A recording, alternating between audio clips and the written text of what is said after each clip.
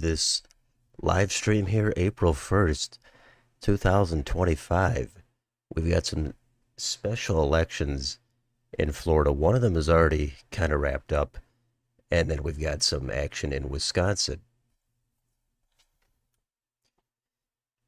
So, in Florida, these two elections in the U.S. House, one of them is in Eastern Time, one of them is in Central. So the one in Eastern Time is already kind of wrapped up. And I know we're starting here a minute early, but we've already got results in, so I want to get into it. In the 6th district here, it is Randy Fine, the Republican. He's the winner, much narrower margin than just a few months ago in November. But that's pretty much what everybody expected. And their fine goes up another point. And he's now at 9.9%. But thanks to everybody for showing up. You know, there's only going to be so many people, especially considering I was definitely not planning on doing this. It just kind of happened, and I squeezed it in, and here we are. So it's only going to go for maybe a couple of hours, but that should cover everything. So, Swinger, hello, and hope everybody's doing well here. As we do a little bit of election coverage. I haven't really done election coverage since the general election in November.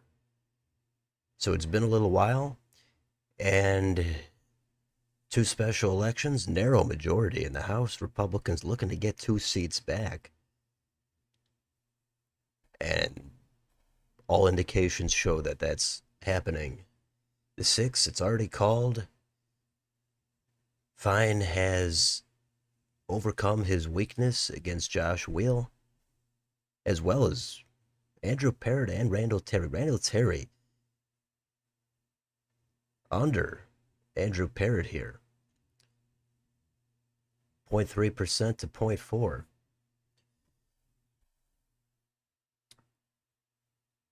Yeah, you know, sometimes these things just happen, you know? A lot of craziness always behind the scenes. But we're going to do a little bit of a stream here, and we've got 87% of the vote in. Now, in the first, these polls are going to be closing here in just minutes. And this one should be even redder. Jimmy Patronis, the state's chief financial officer, should be moving to the U.S. House. This is in the Panhandle. This is the Matt Gaetz district. And last time, Gaetz won by 32 points. Now, last time in the 6th, Mike Waltz won by about 33 points. And these are all massive margins.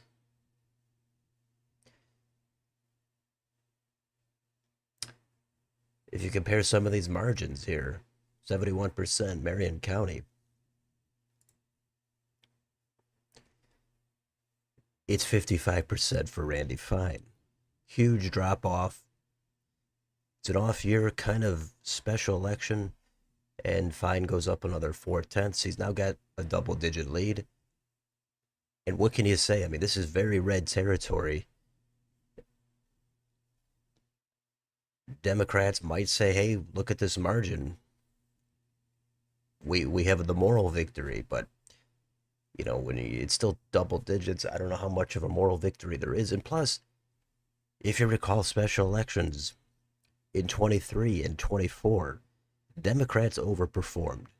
That was supposed to set the stage for November. And then the opposite happened. Republicans came out, overperformed. That's why these special elections, I don't put a lot of weight on them. You know, we saw Dems did pretty good after Trump got in the first time. When Obama got in, Republicans came out. So I think politics is very fleeting. People like to live in the moment, but many times it does change and then change back. Parrott as the last name. Yeah, well, there was Neil Parrott in Maryland, the 6th district there as well. Also the 6th. He ran multiple times, if you recall. He didn't win, but that's another person with the same last name. So we should be getting this district here, but the main event is probably going to be here in Wisconsin. This is the state Supreme Court race. Plus, they do have this constitutional amendment for voter ID and the superintendent of public instruction. Now, I would guess this question one would pass probably comfortably. And in the Supreme Court race, it seems like Susan Crawford, the more liberal Democrat backed candidate, is going to be having the edge, but it's unclear. It's always going to be unclear who's going to pull anything out.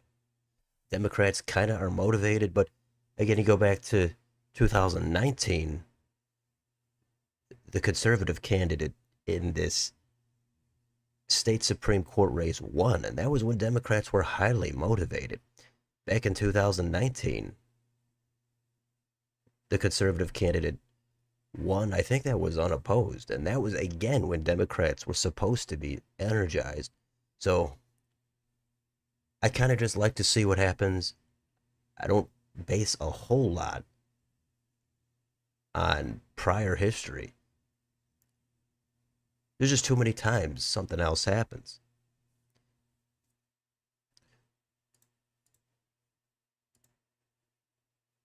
But as we're now after 8 Eastern, and let's see what we've got here.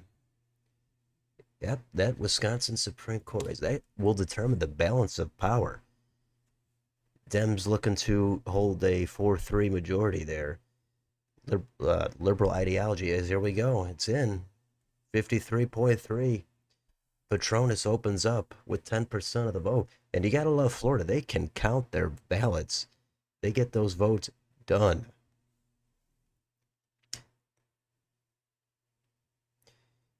Rando, hey, haven't seen you in a long time. Sure you've been living life? Yeah, Florida, red state. Now it is. Yeah, that's pretty true. 2018, that was the blue wave, right? But not in Florida. Same thing in 22. Florida was the exception. Prior to the election, it looked like Dems could have make some gains, but they didn't really pan out.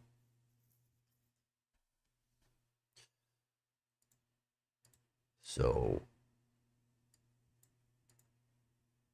the 6th district here, 88% of the vote in. Again, the margin significantly reduced here for Randy Fine. But he's got it.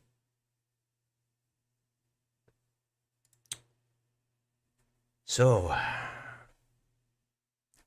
again, appreciate everybody coming by, however many people show up for a special election with minimal notice. But I think we're going to have a nice couple of hours here. Nice to see some regular channel commenters.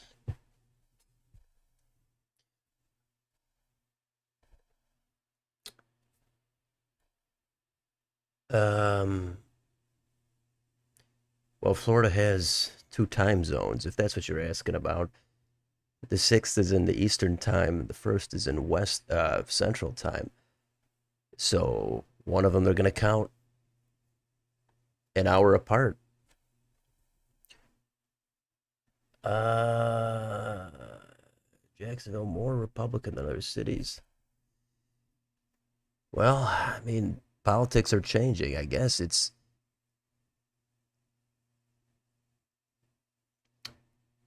closer, northern part of the state gets more into the traditional deep south toward Georgia.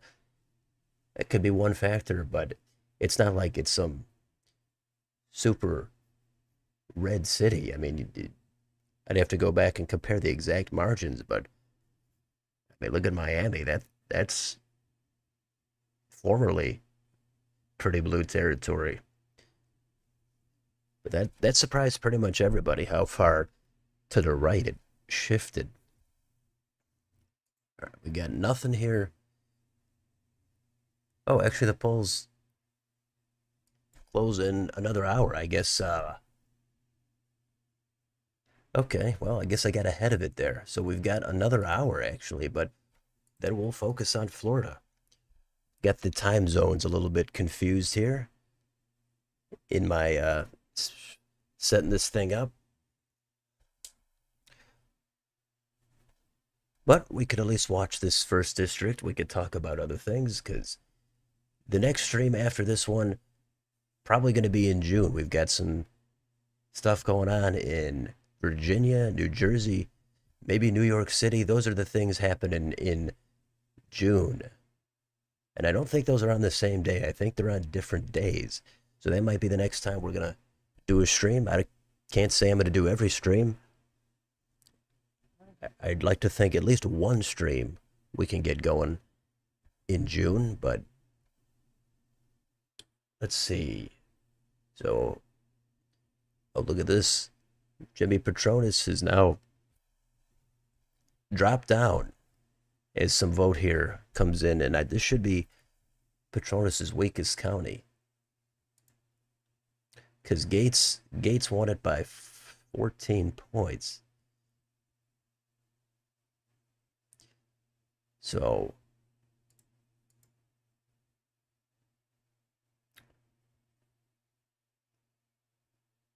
that could be a early vote, but we'll see. This should be redder than the 6th. Okay. So yeah, appreciate everybody coming by for a little bit of a stream here. April 1st. We're already into April. Can you believe that?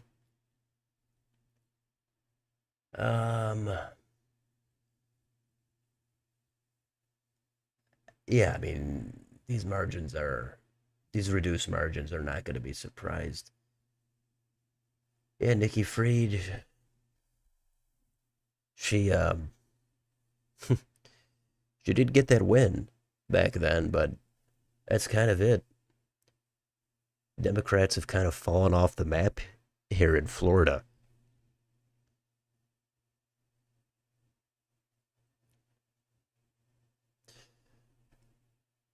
Okay, Crawford will win. Republicans have learned to choose not to choose a complete clown. Well, sometimes people don't learn really. You think they do, but yeah, if Schimmel wins, I mean, that'd be probably considered an upset. I'm not sure how big of an upset it would be. But again, if you go back to some of the old Supreme Court races in Wisconsin, last time a conservative candidate won here was 2019, Brian Hagedorn. It was close. But this is coming off the blue wave of 2018. You'd think Democrats would have just totally swept through this, but they didn't. They lost. And then if you go back to 2017, the conservative here was unopposed.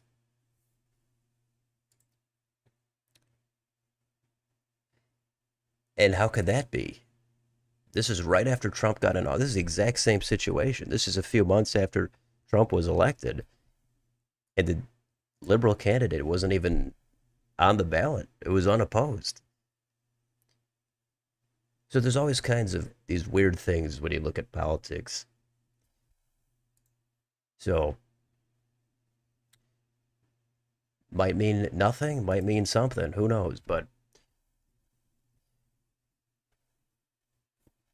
it would be expected that Crawford wins that race. But plus, we've got voter ID on the ballot. I would think that would win, and that could win probably comfortably as well.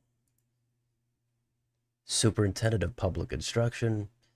That race is pretty much under the radar, but who knows what's going to happen on that one.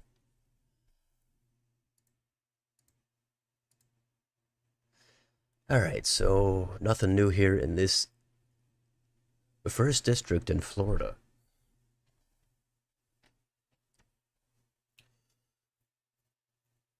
Um, yeah, we'll see what the margins are. Tuesday, it's nearly tied now. Again, a little bit of a vote dump.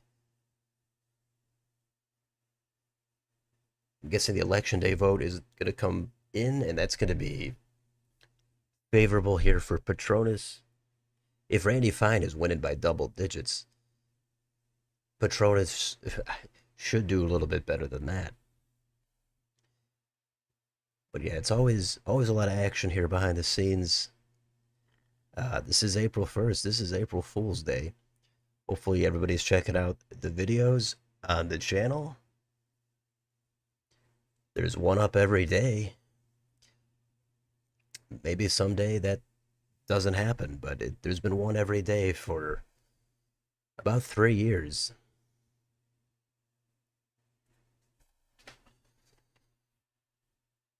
Crawford +2, all right. I mean, it could really be anything. If Crawford wins by 9, I wouldn't be stunned if somehow. I guess if Schimmel won it by at all, that'd be a little surprising, I would say. But it's just so hard to predict these things. Uh, okay, yeah, this we should see Petronas lurch ahead here when some more vote comes in. There's about half of it in. Um, but yeah, welcome aboard here to everybody that's in here. Hopefully, we get more people. Apologize on the lack of a ton of notice, but we're doing it anyway.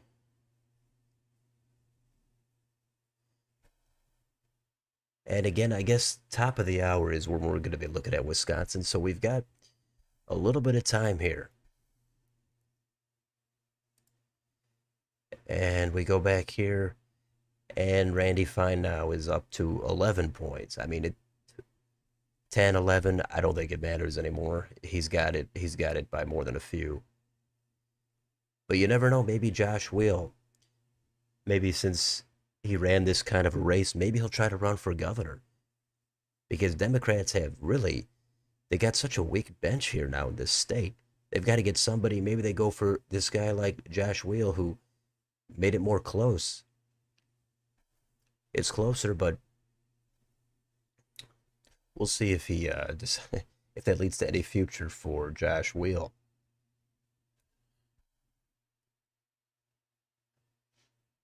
It looks like it would be wild,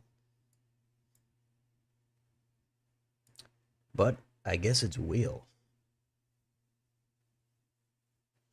and that's embarrassing for Randall Terry, who ran for president, and he only gets 0.3%. All right, here is Petronas back in the lead.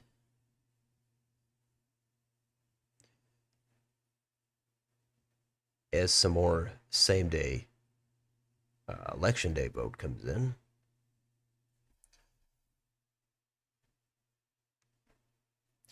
Um,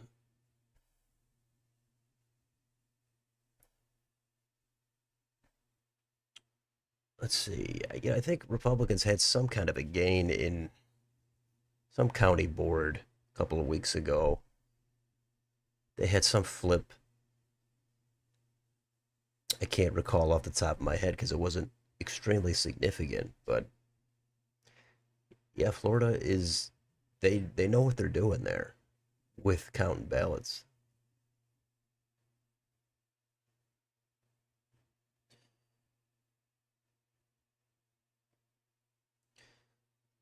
Yeah, I try not to read a whole lot into these special elections. These are kind of like polls. Everybody wants to really highlight them if it's favorable for their side and dismiss them if they're not. And you could easily do that. If you overperform, of course you're going to want to brag about that. And if you underperform, of course you're going to want to say, hey, this is just a special off year election. This doesn't mean anything for actual turnout. But yeah, I think if you've been following this channel for a while, you know I don't put a whole lot of weight on primary numbers. I don't put a whole lot of weight on special elections. I think they are what they are. But I'm not going to think this is going to tell me a ton about the next election. It depends who the candidates are, depends where the district or the race is, depends what's going on nationally. But I will say this is politics now is kind of basically there's anti-incumbency sentiment. However, once people get back into power, then it just flips. You can really only hold power just briefly now because again, yeah, back in the Obama days, he got in there and then the Dems got totally wiped out. There was kind of a realignment. The Southern conservative Democrats really were fizzling out at that point. There was just 1,000 seats lost, state seats in the legislature. They were lost under Obama. That's massive. But then again, Obama wins twice, and he's regarded as this great figure. So it really all depends on how you want to look at it. But it's tough to actually maintain any power once you get it, at least in the national stage. As soon as somebody gets in there, they're going to do a couple things that people like, and then they're also going to make sure they do some stuff that's a little bit overboard, and that's going to turn the tide back in the other direction. It just seems like it's inevitable, regardless of who wins. That's where we're at now. Each side is going to come back in there, want to get a little bit of revenge on the things they found to be most offensive, but then they're also going to go, hey, while I'm in here, why don't I do a little bit that I want to do, and it's not going to be popular. That's it.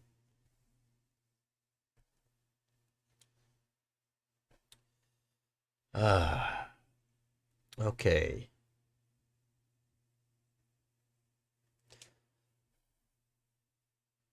Yeah, the Obama days were seems like a whole lifetime ago now.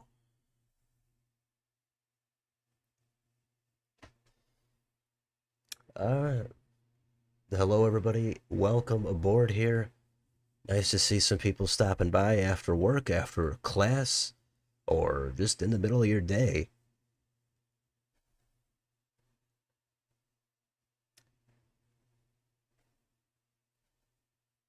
Yeah, let's see.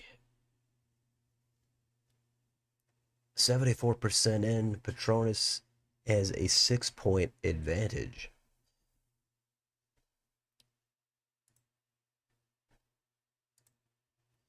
And again, just a few months ago, Matt Gaetz won with 66% of the vote. Now, that was with Trump on the ballot. That was with the ultra high turnout. Now, this is the same Democrat, Gay Valema. She's running again, and why not? She just ran a few months ago.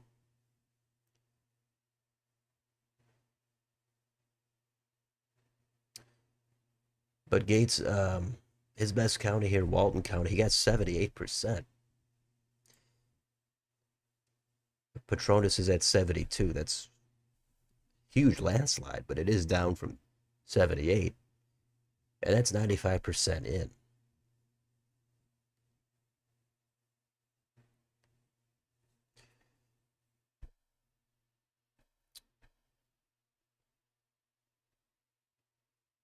Yeah, Pensacola, this should be a little bit of the not extremely red part of the district. Um, but Patronus has high name ID. I think that's he's won statewide office, but he got the Trump endorsement. Randy Fine got the Trump endorsement. But yeah, if Republicans might feel humbled by this, they might feel like, hey, we've got a real turnout problem.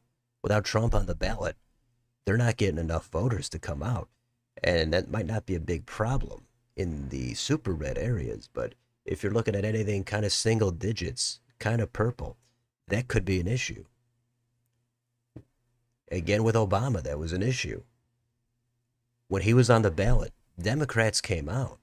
When he wasn't on the ballot, there was a turnout problem. That's just the name of the game. I don't think there's a real great way to overcome that. If Obama had success, it'd be the same thing. If he wiped out, it'd be the same thing. Once you get in there, if you're driving that turnout and then you're not on the ballot, it's going to drop off. You can try to do the best you can, but it's just a major challenge to try to maintain any kind of a turnout.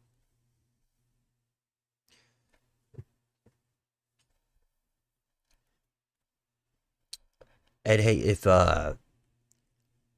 Harris had won the election, we'd probably be looking at special elections with Republicans overperforming. And she probably would have done some things that would have elicited backlash. Republicans would have been motivated. And we'd be looking at the exact same thing. So it just, it, there's so much hypocrisy in politics. The best you could hope for is you win, and it doesn't matter if you lose the next election. You want to win as often as you can. And if you take a loss next time, it doesn't matter. You wanted to win the first one, and you did. And now it's called here, Petronas is called here on New York Times. He's the winner here in the first congressional district. He's going to succeed Matt Gaetz, who, man, what happened to him? He was going to go for AG, and then he just fizzled out, resigned after winning. And now he's kind of out of politics.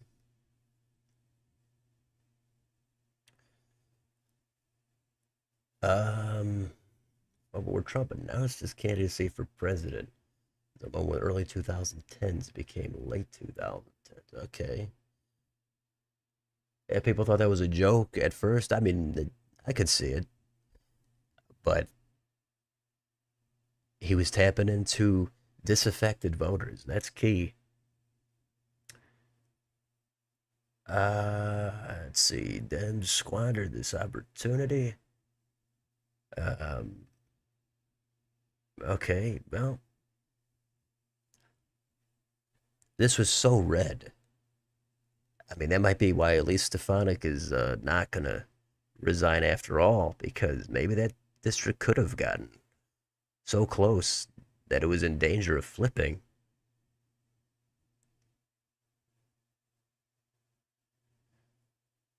Um, Vance, yeah, I would say Vance. He's. It's going to be interesting to see. He's not Trump, but at the same time, Vance doesn't have all the baggage of Trump.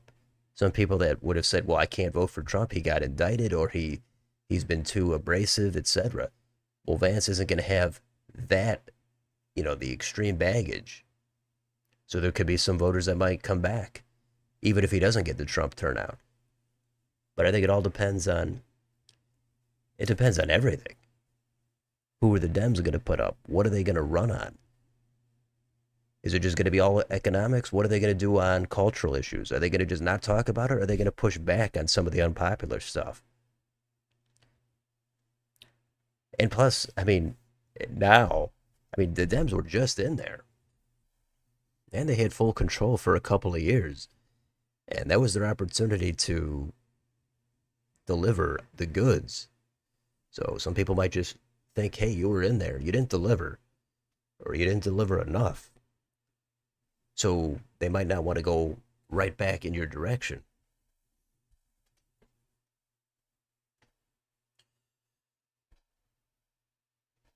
And plus, yeah, Vance, he's young. He's from that new generation. Um, but it'll be interesting to see what he does. It's a long way off, though. Yeah, Petronas now he's up. He's past Randy Fine's margin. Fine at 50. Oh, he's actually exactly tied at the moment since Fine has gained, but he should move ahead by a little bit.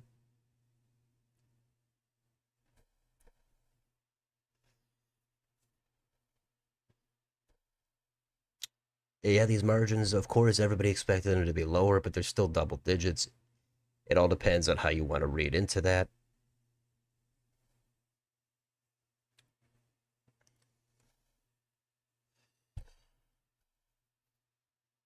Um, yeah, the way for Republicans to excel at special elections again is probably for them to be out of power. So, do you want to do great in specials? Well, get out of power nationally in the White House. That's how you do it. I mean, Republicans are probably complacent because they just had the resounding win. Trump got in there. That was the top of the mountain. So it's natural that some of them are going to stay home and say, hey, they don't need to do anything else. And we saw that in some of the down ballot races in the U.S. Senate, in Wisconsin, in Michigan. Some people came out and voted for both Trump and Harris and left the Senate race blank. But more of them did it for Trump, and that could have cost them a seat, at least in Michigan, in the Senate.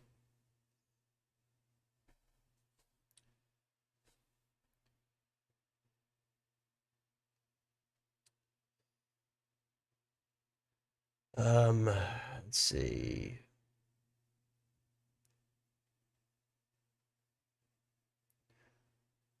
Yeah, if if it was all economics, no identity stuff, then I think yeah, Democrats would win. They would certainly win the Rust Belt as they used to. I mean, that's not the only issue out there, but if you take the cultural issues of the Democrats of 15 years ago, we'll say, I mean, you could go back however long, but I think yeah, that would probably do it for them if they were running on that stuff.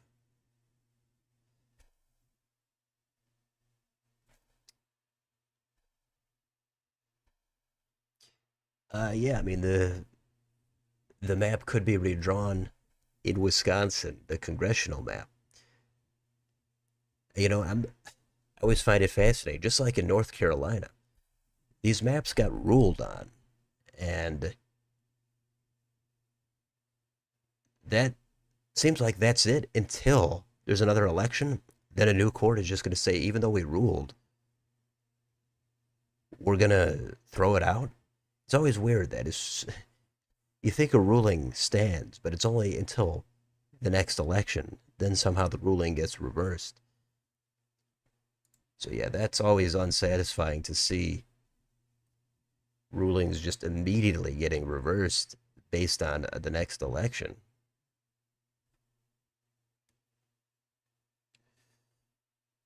Anyway, let's see. So we're almost a half hour away here in Wisconsin, and in Florida, we're kind of winding it down.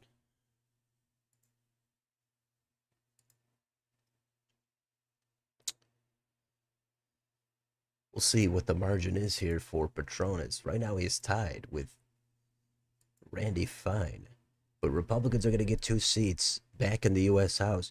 Very thin majority, but they're going to get a couple back. There's a couple of vacancies because there's been some deaths. So there's more special elections. Democrats are going to get a seat or two back at some point.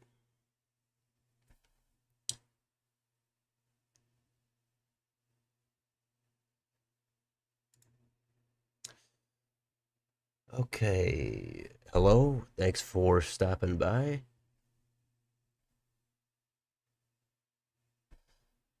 Yeah, the red state Democrats and the blue state Republicans. I mean, I put out those videos. The last Republican senator, last Democrat senator in each state.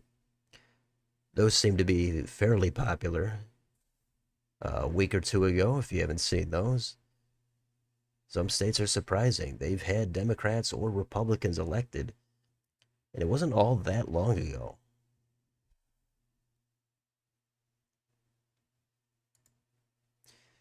And now Petronas is ahead of Randy Fine.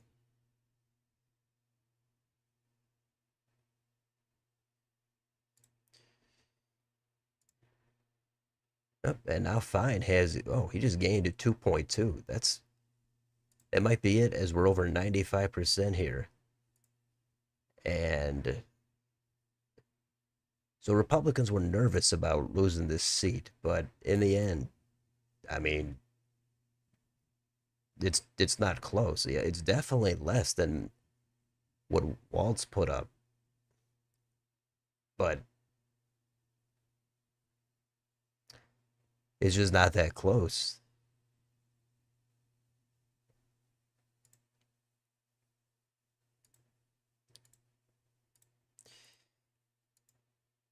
All right. Confident Dems will win in Wisconsin. All right.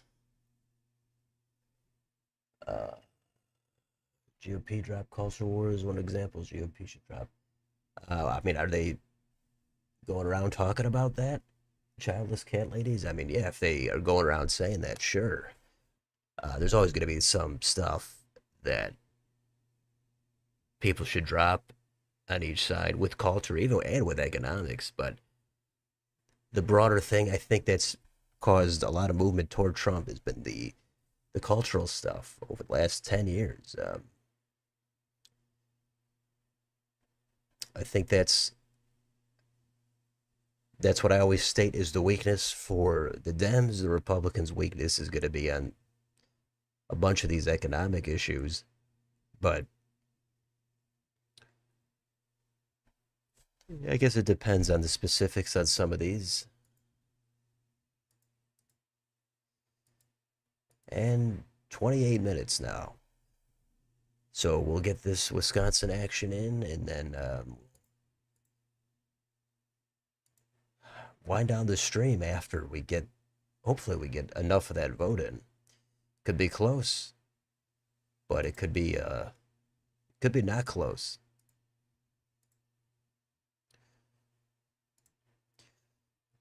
So yeah, Florida has counted their votes quickly, like they do. This is not Arizona. This is not Nevada. California. Those states are just rock bottom at counting the votes. This is what I think people want to see.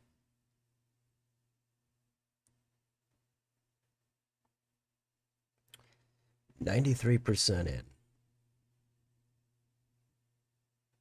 And Petronas, yeah, he's not even winning. He's not winning every county here, but still some vote outstanding. Ah, yeah. I mean, you could always point to some weird comment people made a year or two or 4 or 5, 6 ago, and it depends how much they would stand by it today. And I mean, even aside from, even if they did, I think every political figure is going to have some inarticulate phrases they've used. But it's what's their overall theme? What's on the macro level?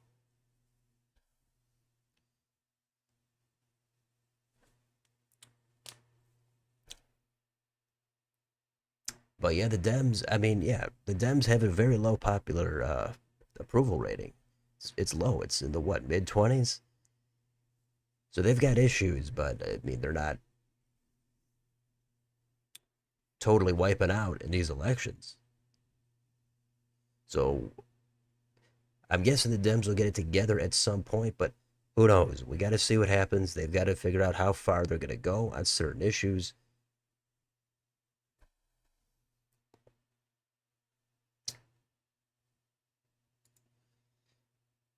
All right. So we've got nothing really. It's going to be a little bit slow here, probably for the next 25 minutes. So this is the time for just some hanging out here, community hangout.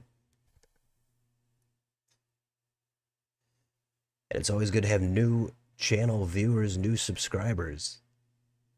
Always appreciate seeing new people coming to the channel.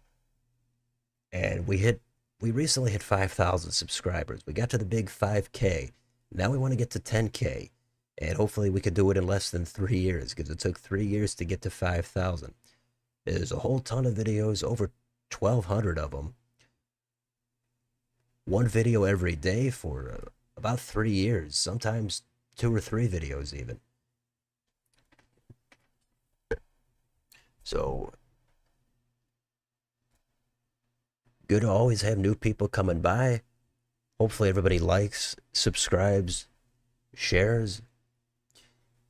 You could always join, become a member. You could throw a few bucks at the channel with a super chat. You could do whatever you'd like if you're a fan, if you feel like this content is working for you. If you appreciate the effort, or you want to just express some generosity, there's a variety of things that could be done, and it's all appreciated every little bit, even though the last week the channel growth has really slowed down after we got to 5K. It's always disappointing, but we're still going.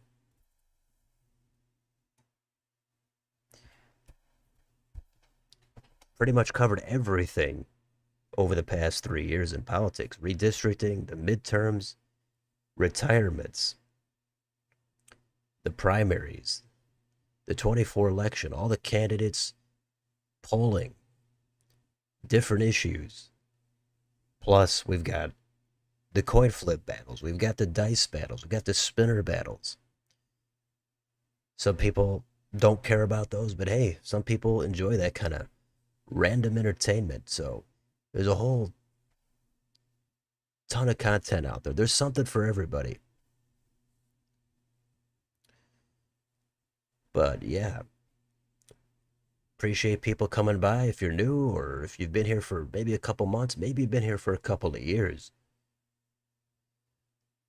We're doing this kind of spontaneous live stream for a couple special elections in Florida. Then we've got action in Wisconsin. Those are going to be statewide races. Nothing really unexpected here so far in Florida. Randy Fine has won by more than 10 points. He's up to about 14 in the 6th district. He's won every county. 95% of the vote in. Jimmy Petronis, the state's chief financial officer, has won in the 1st district. This is the Matt Gaetz district. Still a little bit of vote outstanding. And there comes in. He gains about 1 point. So almost all the vote is in here, except all the way into the Panhandle. Now, these margins are reduced from 2024. Dems are going to be motivated a little bit because they're out of power. Republicans are going to be complacent because they're in power. So that's what we're looking at here. But still double-digit wins in these deep red districts. But they were won by the Republicans by more than 30 points just a few months ago in November.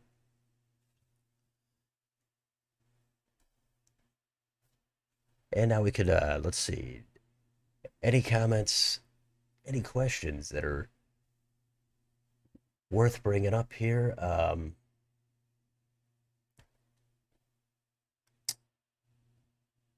The decade is going by fast. Yeah, we're going to be halfway to redistricting. I already did a video last week on the projection for the reapportionment for 2030. Things are going to change probably, but looks like Republicans would gain some electoral vote power there. New York City, well, they, they're looking at Andrew Cuomo there, and he's not going to be the progressive candidate. But what can you do? Cuomo, he's the governor. I mean, he's good taking a step down here, kind of like Jimmy Petronis. He's going for a more local type of office. He's got that super high name ID. Even though he's damaged, he's got baggage. Looks like he might be the next mayor, but there's still some time left. Yeah, Valabon is holding here, but she's still 95% in. So she might get this county, but we'll see who'll be the next UN ambassador pick. I haven't really heard who's in the running, so I don't know. That's not really one of my top um, positions that I have a lot of opinion on. But there could be news. I haven't actually seen what's going on in that as of late. Yeah. Red Legion, hello. Yeah, welcome to everybody again. We're about 20 minutes away from getting Wisconsin results. High veteran population. Okay. Let's see. What do you think it'd take to for the culture to drop the heavy hitting politics? I'm not sure what that really means. Let's see. One of your favorite channels? Sure you'll explode in popularity. Well, people have been saying that to me for 2 to 3 years. There's been really no sustained explosion. There's been some great weeks, some great days, but it always just ends up fizzling back out. Now, part of that could be the optimization and all, but you'd think that you'd get into the algorithm at some point. That's what people kept saying. Still, haven't really had that explosion. Truly not partisan? Well, that's usually what people say. If I'm ever going to comment on certain things, you can't be completely a blank slate robot on everything. But yeah, when we're just talking about elections, hey, it's pretty easy to just talk about what's happening.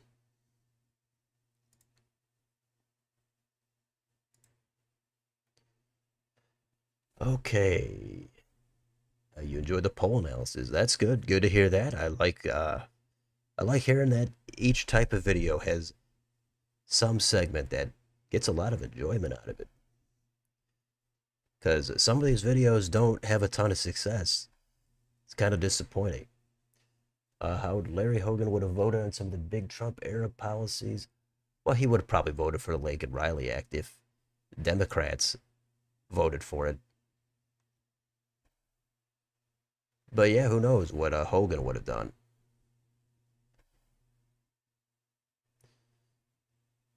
But he lost by double digits. That's impressive.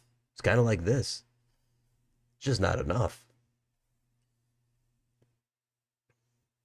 You've not been doing the spinner battle for your predictions in a while. You had a problem. Okay, that's fine. Yeah, the spinner battles. Hopefully, some people here enjoy that. Saturdays, we've got action on the spinner battle.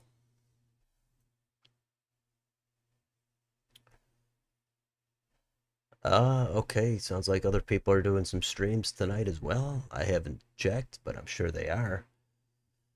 Collaborative streams.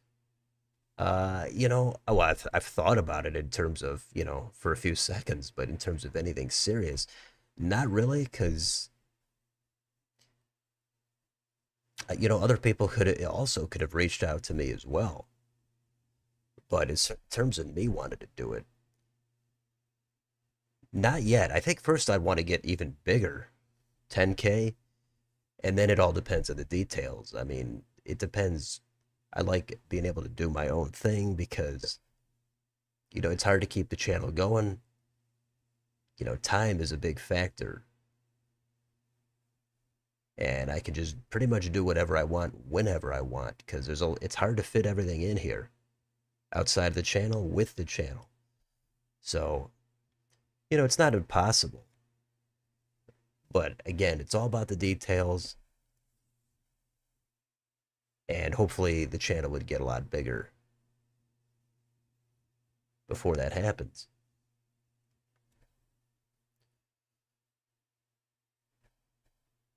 Yeah, it's tough. I tend to think that it's the optimization, it's the under the radar stuff, the keywords or whatever. Somehow that's the big thing holding me back. But who knows? You'd still think that there should be an organic growth anyway. New videos every single day. Eventually that should build up pretty good, but it's been 3 years to get to 5,000. It's disappointing in a sense.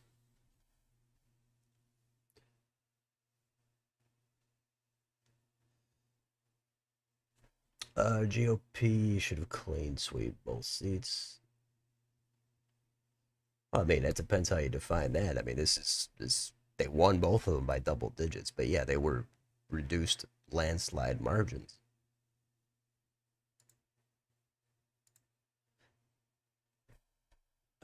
Centrism, yeah, with it being non-biased. Um, I mean, it all depends on how you want to look at it.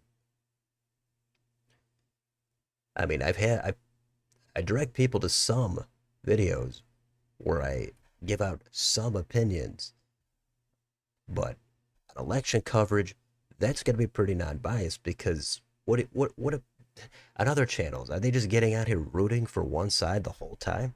I don't think that would be entertaining, or that'd just be kind of weird to be out here covering an election and just constantly pulling for or against somebody. That just, I don't know, that just would seem a little bit not interesting for me because I do like just seeing what happens.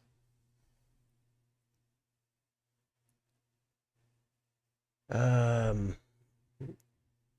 you found this year New, neutral views and spinner battles. Hope Sarah Palin wins. Palin is in the final three. I think that's where we're at. So she's got a 1 in 3 chance. And yeah, I guess some people are here for the neutral, unbiased presentation, but I guess there's other people who are going to probably avoid it. They're going to go, no, they want the silo, they want the bubble, they crave it. Some people seek out the echo chamber and the cheerleading, the tribalism. Maybe they would bring in more views. Maybe if I even faked it, that would work. But I think the bottom line is I wouldn't get any enjoyment out of that. That's why I do this. Yeah, put out a few shorts, but still they didn't exactly take off. And it's tough to do the shorts and do the regular videos. I mean, the shorts I've made, if they took 10 minutes to make, hey, I'd be putting out a short every week. But if they're gonna take hours, 2, 3, 4 hours, it's tough to make a short, and then it gets only a minimal number of views.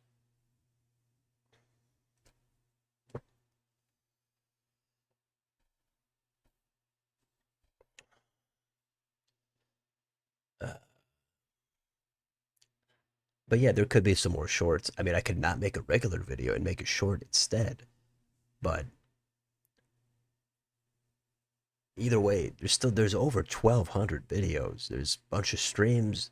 There's several shorts, bunch of posts on the community tab. I mean, there's tons of content there going back over 3 years now. You see centrism as an ideology, but one that is inherently right wing in the USA, um, and one that can be biased for their centrist beliefs. Yeah, I mean, that's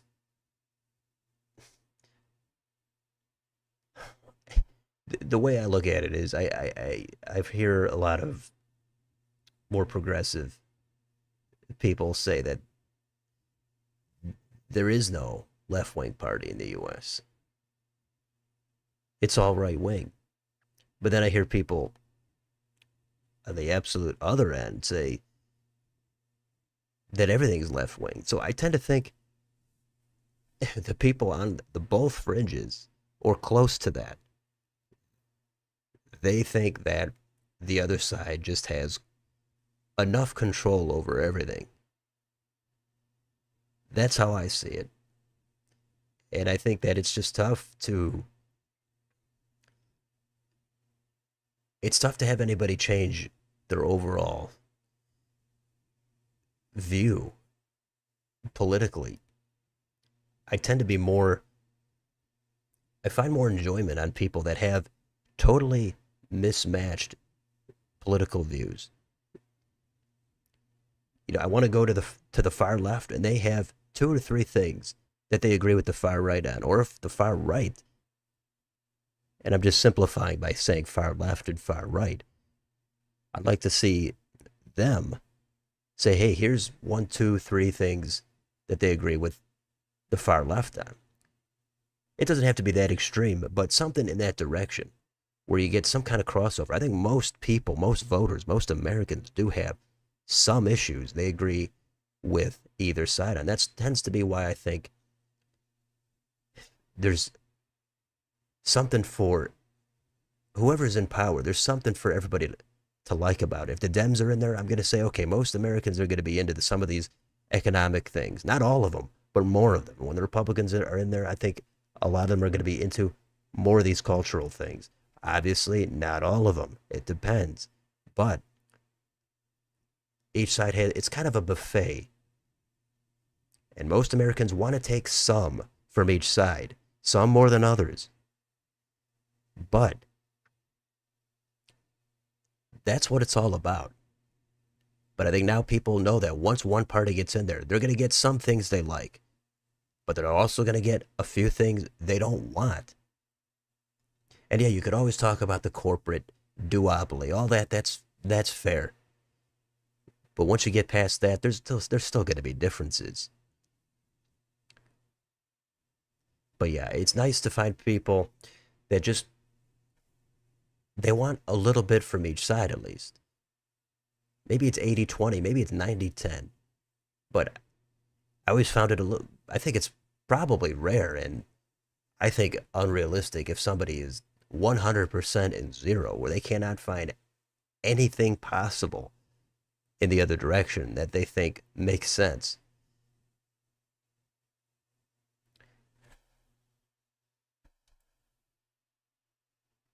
Um, okay, let's see.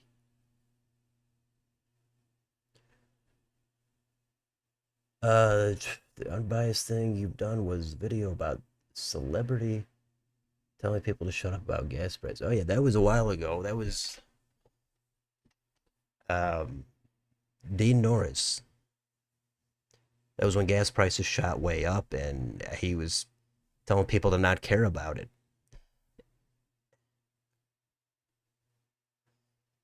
All right, channel is neutral but not centrist. Okay. Uh, I'm usually going to decline to answer most questions outside of the channel. So apologies on that. But this is not the main thing that I'm doing. I try to do it frequently. And it'd be nice if it could be the main thing where, it was successful enough where, hey, I could just sit on here and do this.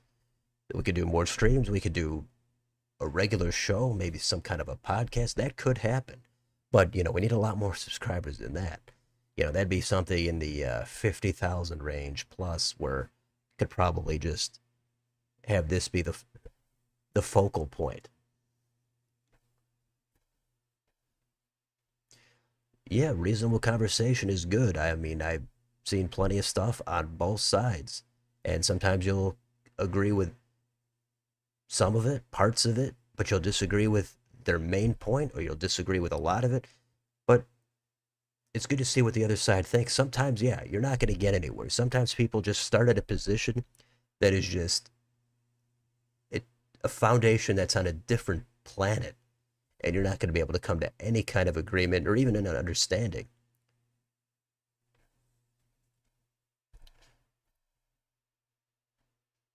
Well, I hope I answered that thing about the different political views. I'm never satisfied by people being totally tribal, where they say I cannot go for anything the other side has, or if they're against something, just because somebody they don't like presents it, even though they might like it, but they don't like who presented it, so then they have to be against it. And a lot of politics is just trying to make the other side look bad. They try to set up these traps politically. I mean, that's all it is. But I think a lot of people, they look at the Democrats and they go, no, I want some of this. They look at the Republicans and go, I want some of that. But you're never going to get both of those things at the same time. So, and I think that's where most people are at. They have some stuff they want to go on that side, some on that side. That's kind of how I look at it, just to overly simplify it.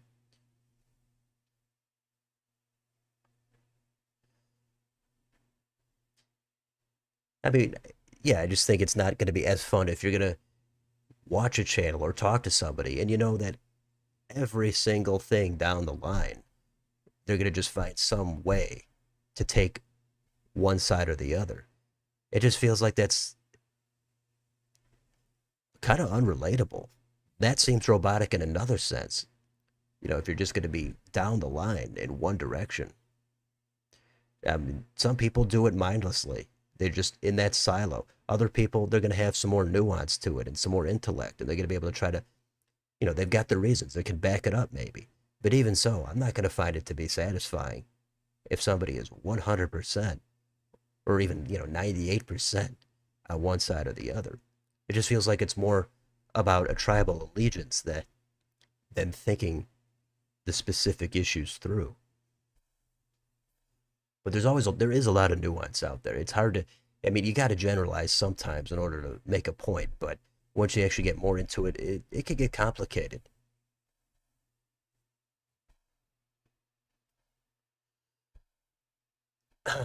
Okay. Yeah, the Green Party, that they're there. Actually, let's see. We've got about 3 minutes. Let's do. Okay, fine. Has a little bit more vote coming in. Just under Patronus.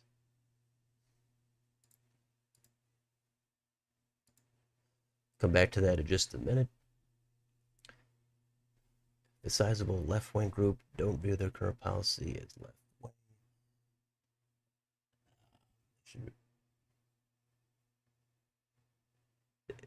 Should it really matter what right-wingers think about everything being left-wing? Well, I think whatever side you're on, yeah, you shouldn't really care about how you're viewed on some of these issues. But I think a lot of people don't want to.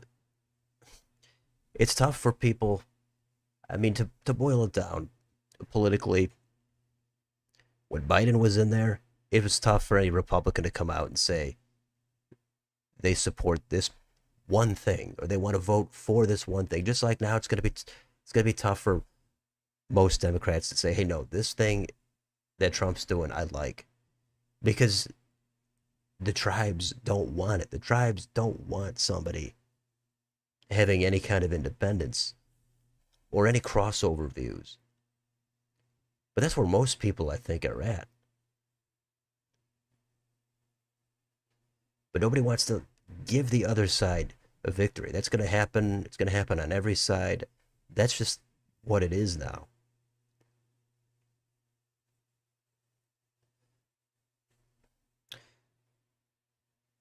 But the Republicans did have this populist type of uprising with Trump where he took it all over. Dems have yet to go through that. They almost had it with Bernie, and we all know what happened there. It didn't happen. Who knows what would have happened? Everybody can make their own assumptions. But the Dems are they're due for some kind of a makeover.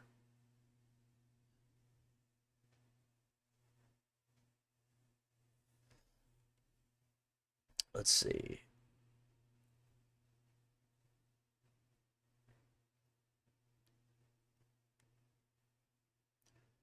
Expand your audience with election video games with political process. The campaign trail. Yeah, you know that I I've had people suggest stuff like that, but that just doesn't really it doesn't interest it has to interest me. And that's just not I already do so much content.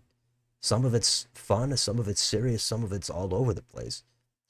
And I don't really get a whole lot of enjoyment out of some of those things. I gotta do stuff that I like that's kind of easy to make and that is gonna bring in some views.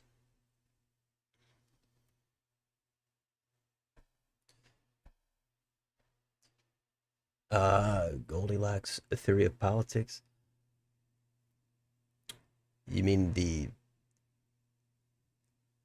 sweet spot?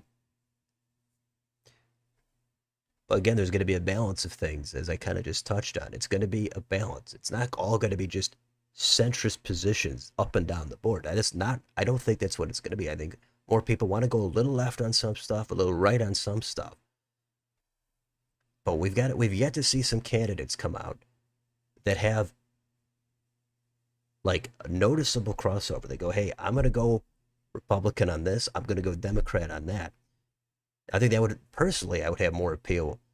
That would have more appeal with me, but I think that would probably have more appeal broadly. That tends to be who I think would have more success. But that's just not a thing. If a Democrat came out and said, "No, we're keeping the economics, but we're saying we're against a ton of this cultural stuff," I think they would have success. And if the Republicans said, "No, we're going to keep a bunch of this cultural stuff, but we're going to abandon a lot of this economic stuff, or we're going to go in that populist direction," I think they would have success. Nobody's going to be able to emerge like that. The tribes aren't going to let it happen. It's just not how it goes. Now, Trump has shaken it up a little bit. Dems are still waiting to do that. We'll see if they do.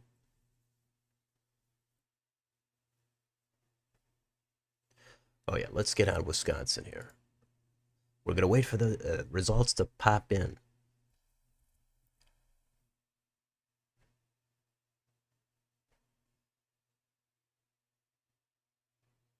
Okay. Well, elections. Yeah, we've got two of them in Florida, two special U.S. House elections. Republicans have won both of them by double digits. Now we've got action in Wisconsin, state Supreme Court. We've got a ballot measure, constitutional amendment about voter ID, and we've got the superintendent of public instruction. This is all statewide stuff.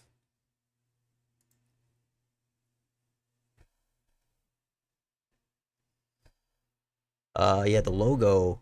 I've been thinking about that a while. I had somebody who was actually making me a new logo, but they kind of vanished.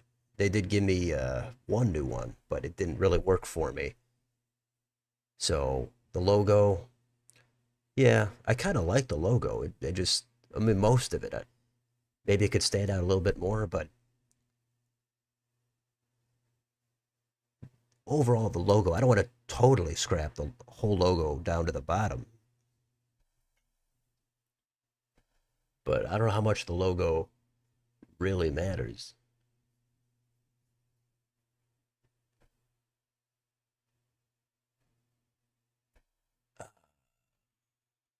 Yeah, neither party does anything to truly help the people. Well, I mean, there's always that sentiment, but there's going to be, I think most everybody on both sides would say, no, no, no, their side has done this or this. Ever since November has passed, your interest in politics has not been that big, but there is still some. You haven't been paying attention to the race. Well, this should favor. it should favor Susan Crawford. And oh, they have endorsed by, okay, endorsed by Democrats. Yeah, she seems to have the polling advantage and momentum, or at least the momentum up until now. Who knows what happens on election day?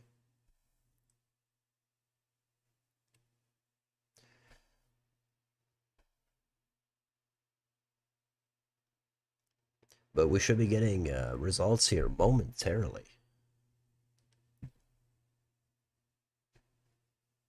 Uh, People vote against the candidate agrees with their position sometimes when the person they agree with it is a terrible person.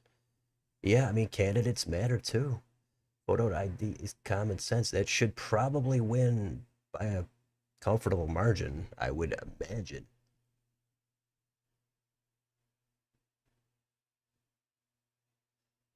Uh, Against photo ID. That's an issue where that's a good issue to point out. Now, of course, the details matter, but having said that, usually Democrats even support that. So that should be an issue that if Democrats, if more Democrats support that than not, of course, overwhelmingly Republicans support it. If can there ever be a Democrat that just comes out and says, "No, I'm definitely for voter ID." It's a hugely popular issue, even with Democrats. It's still popular. Is there a candidate out there that can do that? That can just say, "Here's an issue that is popular. I'm taking it, and I'm going against the party orthodoxy." I haven't seen it. There could be somebody, but I haven't seen it. There's going to be similar issues like that, probably like with the universal background checks with Republicans. If a candidate came out there and said, "Wait a minute, even Republicans support this," I'm going with it. It just seems like this kind of stuff, even when it's popular with their own party, people don't go for it.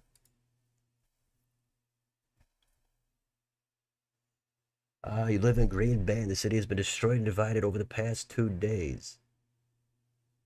The city has been destroyed. Is there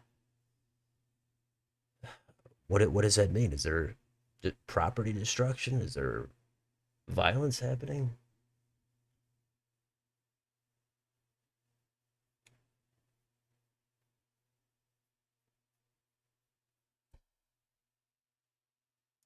Um, yeah, I'd have to go back and take a look at the prior referendum results. Can't remember some of that stuff off the top of my head, but about the Supreme Court race, I pointed this out earlier. Um, the last time Republicans, the conservative candidate, won here was 2019. Brian Hagedorn won by less than 1%, about a half a point. But this was also when Trump was in office, coming off the blue wave of 18. This is where I would think the liberals would have been energized and they would have won by 10 points. So this goes to show that everything is unique. And then again, if you go back to 2017, this is 4 months into Trump after he won. This is in April. Just the same situation. Just 2+ months after he took office. And the conservative candidate was unopposed. Where were Democrats back then? They didn't even run a candidate? I thought they were energized right after Trump got into office and they were out of power. That's why I just say, hey, let every election be its own thing because you never know what's happening. Now, Republicans haven't won one here in 6 years. So just keep all that in mind, is what I would say.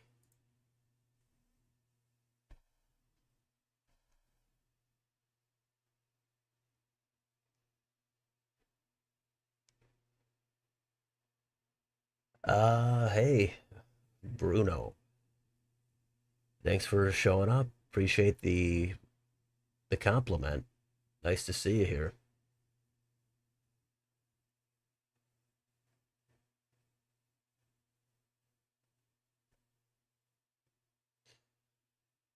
Um, I mean, the voter ID thing. What if? I mean, if I don't think people necessarily need to think there has to be this rampant fraud in order to want it. I mean, they do it in other countries, and they have apparently there's strict stuff going on in other countries with their voting. And if you want more security, you might want it. If you want to just be able to know who people are, it doesn't it's a fairly reasonable thing, I would say. That's why the polling, even I've seen 60% of Democrats say, maybe we could even just go down to 50. I've seen at least 50%, could be 60, say that they want it. That's why it seems like a fairly popular issue.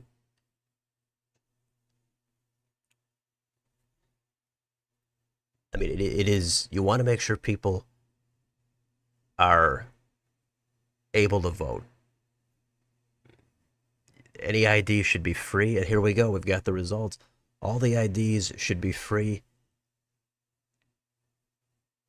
And everybody, there should be enough polling places. There should be enough voting time.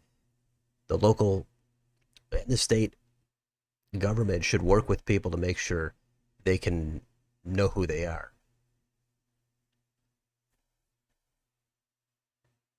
But there are a lot of people who are ineligible to vote out there. It's not like there's not a lot of people out there that are not eligible to vote. And some people think, well, we want to make sure we know who these people are, and they register to vote. If they register,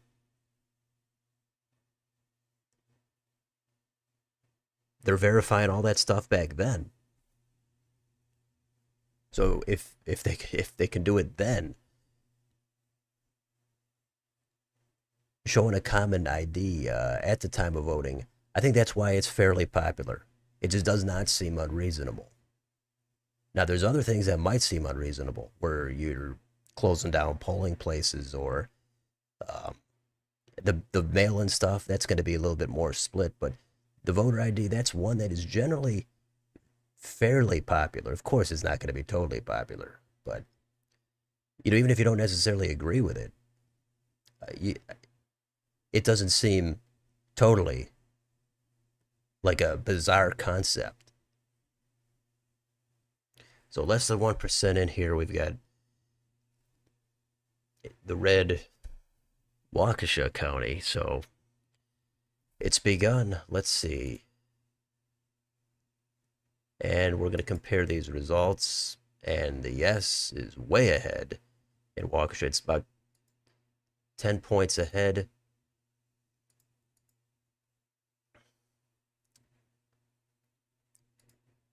The yes is about 14 points ahead of the other races. So far, the narrowest is going to be the Supreme Court race. So it looks like, just based on this,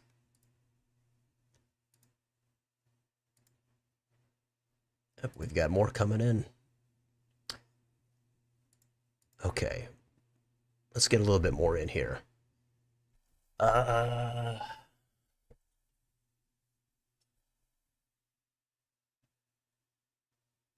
There's no surprises. I mean, everything is exactly what everybody expected. I mean, at least as far as I'm concerned.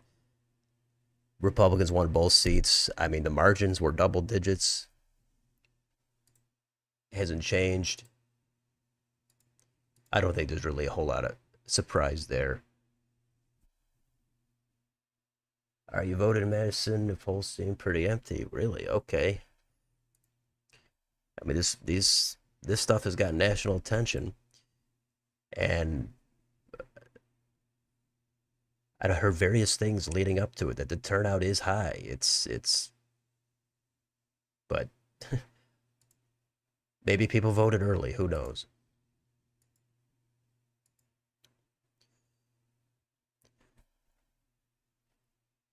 Okay.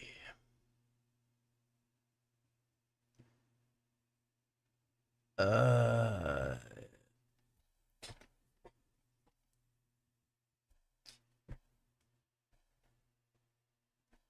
let's see. Voter ID is luxury for low-income people. Well, it should be given for free, and everybody should. It should be. People should work with those people. But I don't know how they're able to register to vote. What if you're unable to register?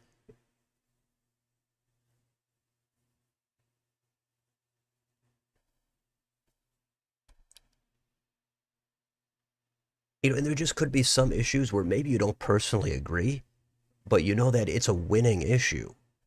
Now, if you have a hard line on it ethically, you're not going to cross it.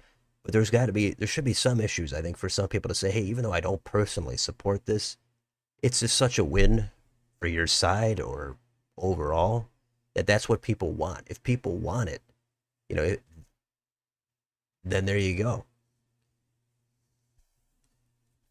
I know I've heard other countries have some real tight um, voting. They count it quickly, they verify everything, and that's it.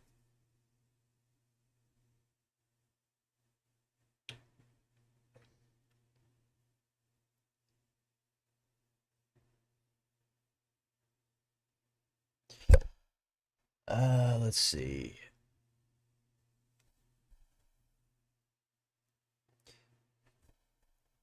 Yeah, let's see.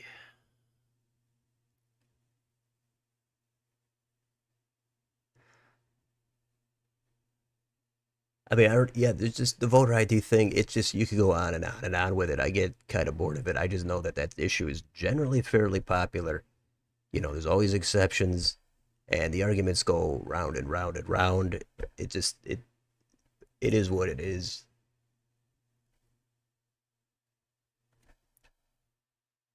Uh, is this orange? This looks red to me.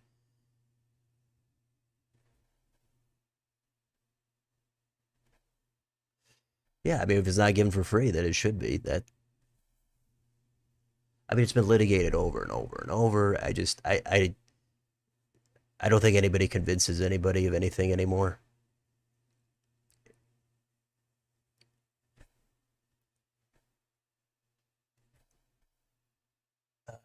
Florida's margins be closer if everyone wasn't paying attention. Oh, I don't know. That's really tough to say. Who knows?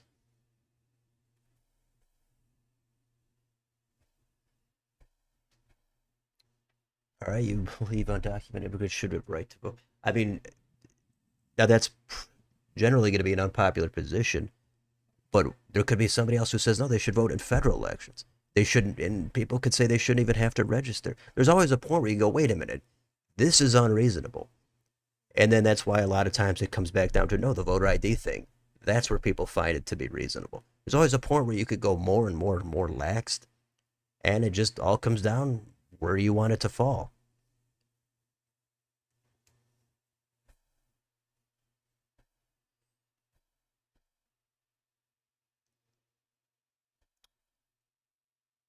Let's see. Still not much in here. Okay, now we got a little bit more in here, but we're going to be looking here in Milwaukee. We're going to be looking at Dane County. It's going to be where the bulk of the blue vote is. And it's just going to be a huge surge here for Susan Crawford. And here we go. Here's some 3% of Dane in. That's not much.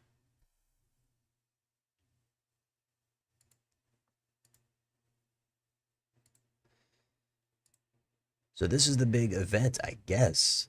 Even though it's expected, at least my own prediction would be that Susan Crawford wins. I don't know if it's going to be by 3 points, by 6 points.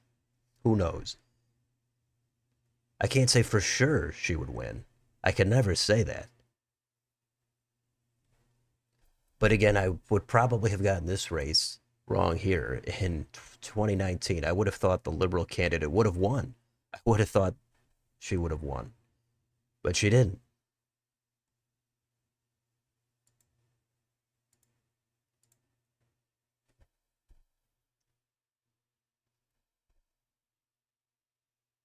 Let's see. Fine, winning already makes me sad. Okay. I'm sorry to hear that. Canada federal election ballot is just for one member. U.S. ballot has a gazillion names. Yeah. No heavy dem areas reported. Well, here we go. Still 3%. Let's see. I mean, this thing could be over in 10 minutes. It could just be Crawford just totally pulls away. She wins it by comfortable margin. I mean, if you look at the last election, here we go. In 23, this was what we were looking at. We're looking at an 11-point win here for the liberal candidate. 11 points. Now, that one was after the abortion decision, the Dobbs decision, Supreme Court. Dems were motivated in the states to protect abortion. That's why that margin I think is that big. Now, if they didn't rule, if the Supreme Court didn't give out that ruling, then who knows? It would have been narrower, but how much narrower? It's anybody's guess.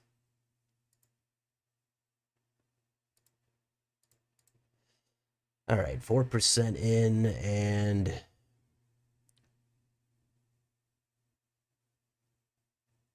still a whole lot of questions here.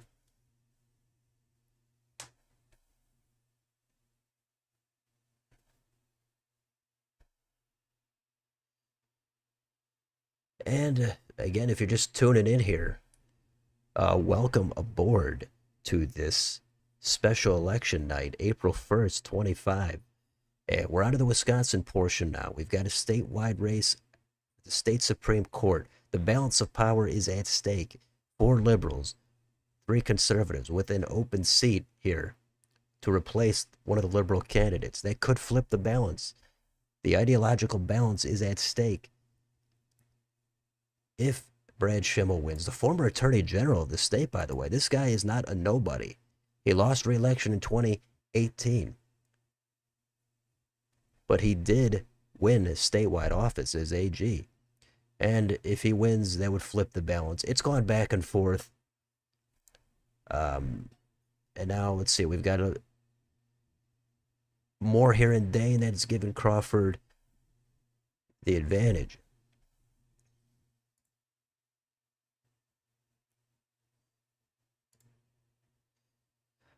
All right, here is, so we've got 3 things here. We've got Wisconsin question 1. Amend the state constitution to require photo identification to vote. Wisconsin law already requires voters to show identification. With passage of the Republican-backed ballot question would make it harder for that requirement to be removed by the courts or the legislature. So yeah, keep that in mind. And then here we've got Superintendent of Public Instruction. This is Jill Underly, the incumbent.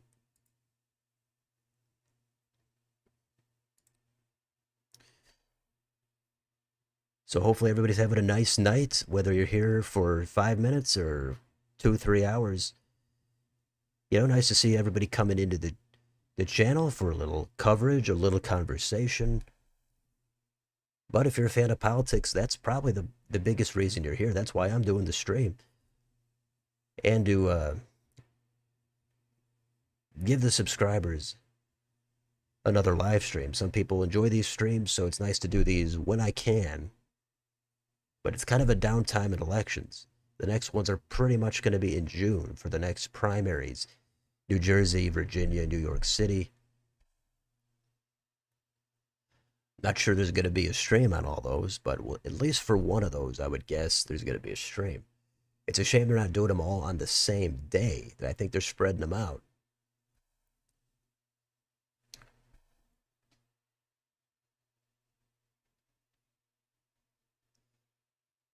Will this race have an impact on the 28 election? Nah, it's just way too far off. It's going to be totally disconnected from it. This is going to be talked about, just like any special election. But then a month later, 2 months later, a lot of times it's just forgotten about. Certainly a year or more later, I think it's going to have little impact. If you're talking, are you talking about the results of the Supreme Court maintaining a liberal majority, or if you're talking about just the turnout? Because theoretically, yeah, the congressional map could be redrawn, and that could have an effect on 28 theoretically. But as far as the 28 presidential race, I don't think that's going to be too much connected to this. Okay, Door County took Crawford took the lead. The former swing county, the former bellwether county, which that streak kind of ended in 24, where it supported Harris.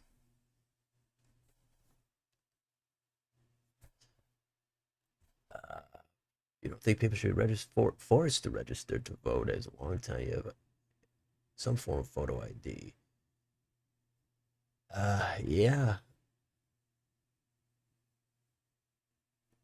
All right. I mean, at some point you got to know who people are. I mean, that just and at some point, like there's going to be some edge cases and gray area.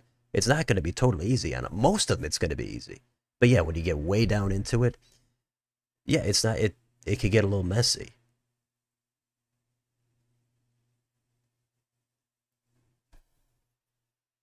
It just seems like yeah, with so many issues, it just it does get a little tiresome. This race is swinging back and forth now. We're getting a little bit more in Dane. Um, and I'm not exactly again sure how the vote is counted. If this is all early vote and then the election day trickles in.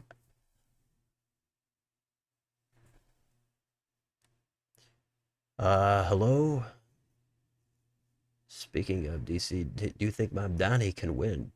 Probably not, but I'm just going by the polling and the fact that Cuomo is just has such high name ID,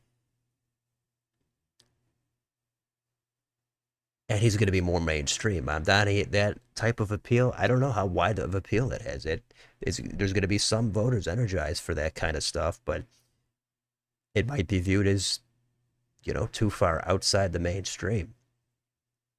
But there's time left. But Cuomo, he's in it to win it.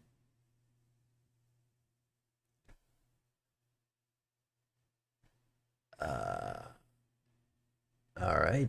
Yeah, I mean, we're all going to have some differences of opinion on some of these issues. I mean, that's what it's all about.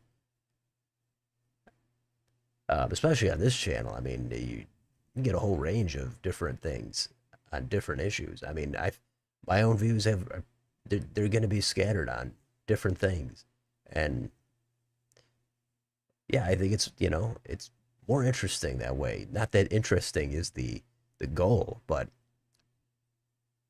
it can be a little predictable or mundane.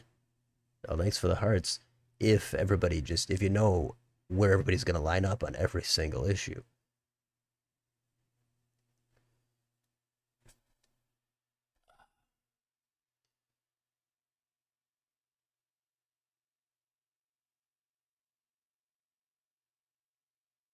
Let's see.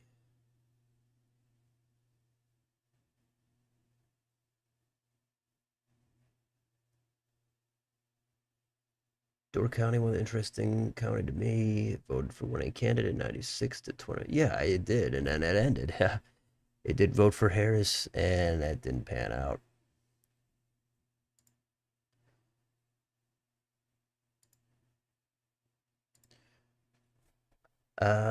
Gonna be watching Sauk and Ozaukee County close for this one.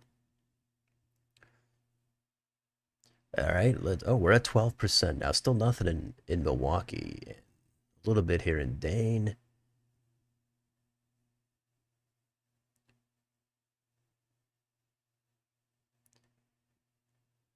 Uh, we'll see what happens.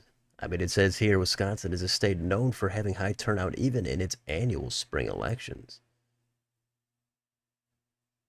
But the number of ballots cast in advance for today's election is far higher than typical, reflecting the national focus and intense spending on the race.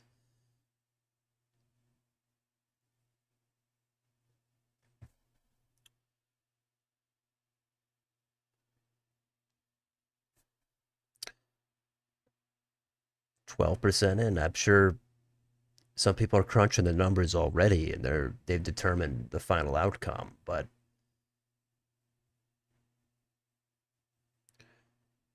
I mean, I heard there was some, I think, power outages or something in the northern part of the state. I'm not sure what happened with that, if that affected anything or what. Some kind of weather causing that.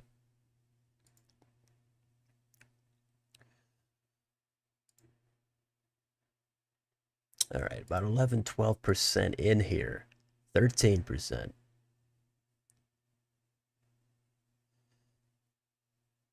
Well, here we go. This is first election stream since the general election back in November. And we did 9 hours that day. I think 9.5. Some of you were probably there. A few of you might have been there for most of it, but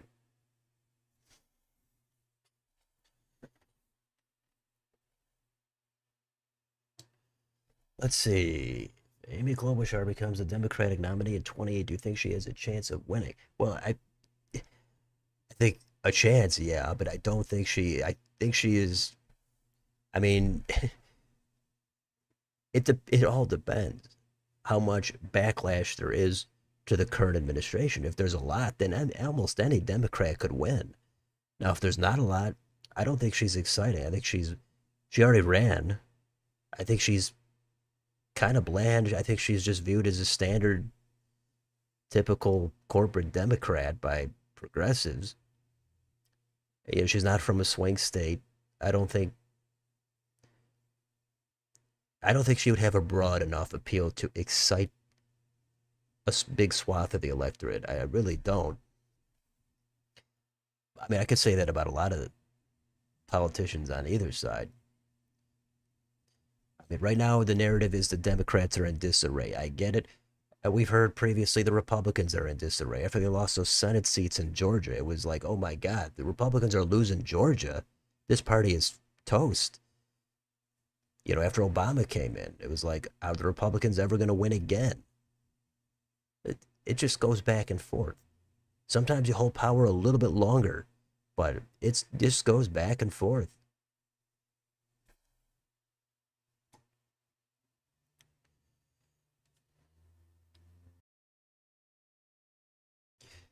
All right. Somebody's hitting the hearts. I can see that. At least one person. Someone should remind people New York City is scandal. Cuomo's? Yeah, I mean, Cuomo, I think, has multiple. But hey, people might just say whatever. They like him for other reasons. Maybe it's similar with Trump. He had baggage. I said that almost every time I made a video. I said Trump has baggage, but that's maybe that's not enough.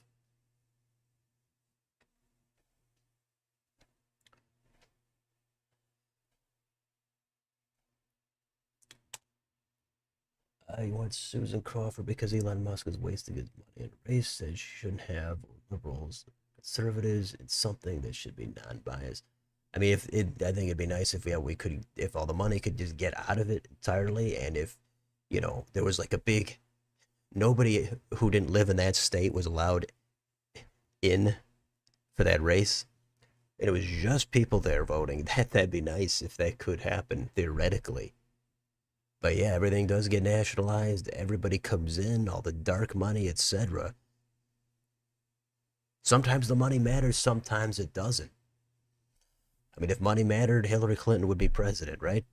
Harris would be president. I mean, there's a lot of times it just, money can't, it could get you in the door, but it can't get you everything.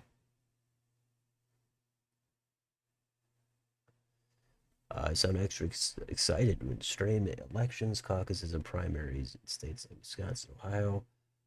Wonder why maybe you're from the Midwest. Well, I've stated that, yeah, the Midwest is the general vicinity. Um, but those are the Rust Belt stuff is kind of where the focal point has been in politics. That's kind of the swing stuff. If they go blue, Democrats are going to say, great, that's it. We're going to have success now. Republicans get it. They're going to say, oh, wow, we broke the blue wall. That's the major thing these days. All right, let's see. We've got nothing in Milwaukee still. You're hitting the hearts. That's great. How long can you keep it up? At some point, somebody else is going to have to take over. Schimmel has no chance. Okay. Is there even more money than ever? Uh, I don't know if that's probably, I heard it was probably way higher than the previous race, but I don't have the numbers off the top of my head. I think JB Pritzker investing money in this race will make him more appealing in a Dem primary. Uh, I don't know how much he invested, but probably not really. I mean, I think because the Dem primary for 28, that's no, it's just, it's so far off. I don't think people are really going to be talking about it that much. It's kind of like, in a year, maybe a year and a half, that's going to start to heat up more. But now, then, I don't think people are going to go, hey, Pritzker a year and a half ago supported the candidate in Wisconsin Supreme Court. So now they like him more. I don't really think that's going to be much of a connection. You think direct donations to campaigns and ignoring the wild money? Oh, oh, I'm thinking of that. Yeah, yeah, the super PACs, all that stuff. I mean, yeah, I think a lot of people are dissatisfied with the money that flows into elections. It's gross in a lot of ways. Now the solutions to it, that's where you're going to get over some type of debate. Klobuchar would not have a chance in the South. Yeah, she'd probably be weaker there. I could see that. Trump is angry right now with the results. Okay, Milwaukee in. Yeah, let's go over. Uh, okay, let's see what we got here.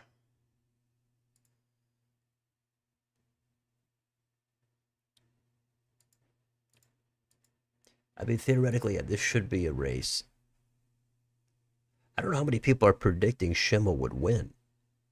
I haven't really looked up any predictions, but I mean, the market had Crawford winning it overwhelmingly, and the polling showed Crawford ahead.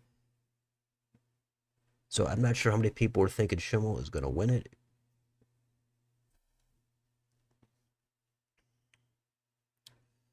See, all of a sudden we got 61 in Milwaukee. They just surged ahead here.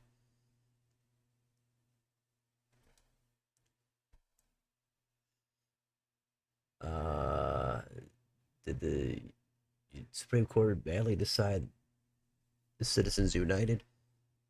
I think most people would say so. I would also say that as well. That's why, a lot of people point to the courts when there's a ruling they like. They go, hey, the court has spoken. The process is settled. But then when it's one they don't like, then, of course, they change their tune and say, well, they got it wrong. So I think it's fair to say when you think a court got it wrong. But yeah, I think a lot of people don't like that decision. That was a little while ago. But yeah, that's generally an unpopular ruling. That was a 5-4, I believe. Narrowly happened. But yeah, that let open the floodgates, I guess, on the PACs.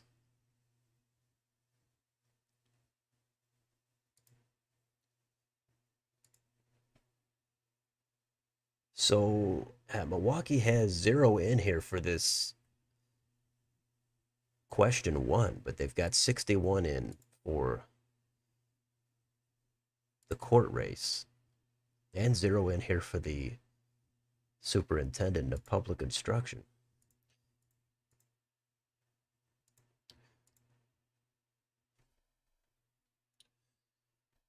Uh, think Gretchen Whitmer and Josh Shapiro could win the whole Rust Belt. Maybe. It's all possible.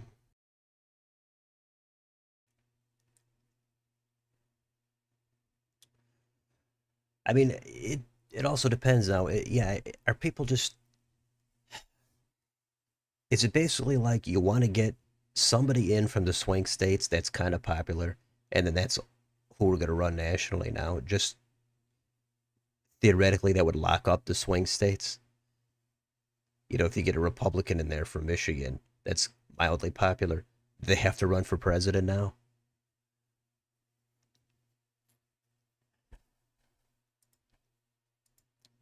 And it all depends on how you want to look at it. Do you want to if it was Whitmer and Shapiro, some people might say, no, yeah, they're Democrats, they could win. That's everything. Other people might look at them and say, yeah, they might win, but they're too centrist. They're too corporate friendly. They're not progressive enough. So then you've got that dynamic where you might not want to sell yourself out just to win an election.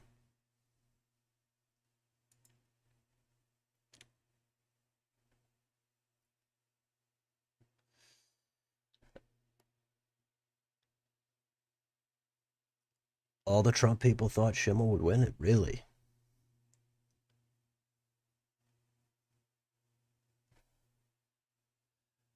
Uh, yeah, there's a lot of counties not in, that's for sure.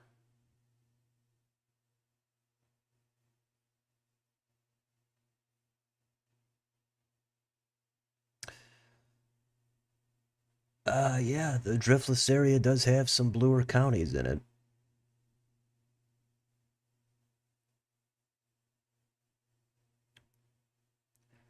Red Eagle Politics has 11,000 watching. Well, that'd be great if we get that here.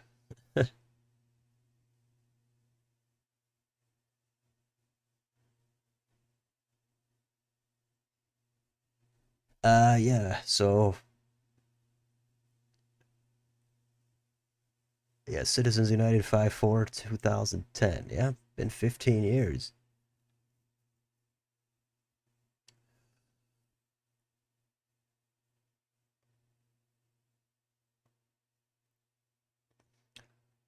Well, I can't have no idea what the final margin is going to be. It's just there's too much outstanding.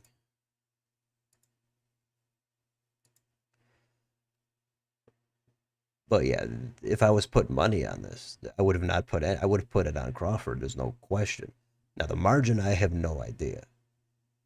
It could be small. It could be yeah. It could be 9, 10 points. I mean, we just saw again the election 2 years ago was about 11 points for the liberal candidate.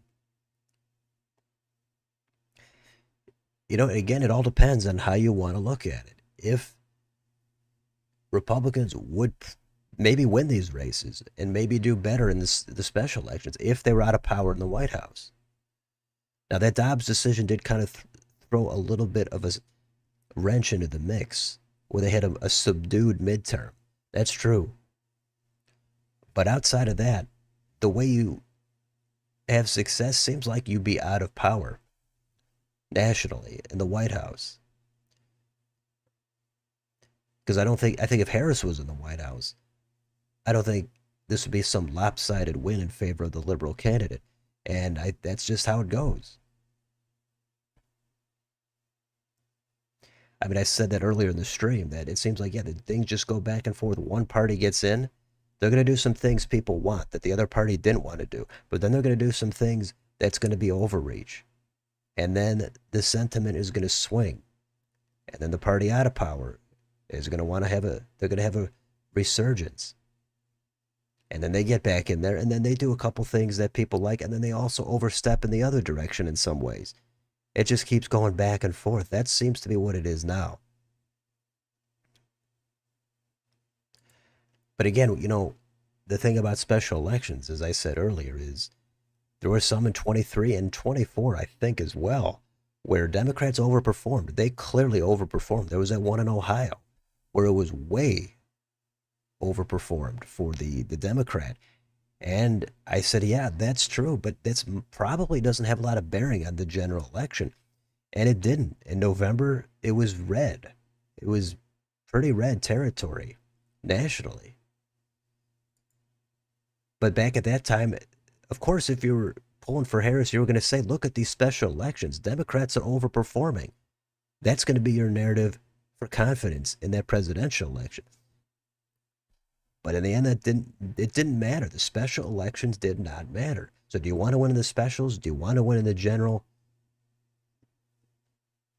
It seems like you can't really do both these days.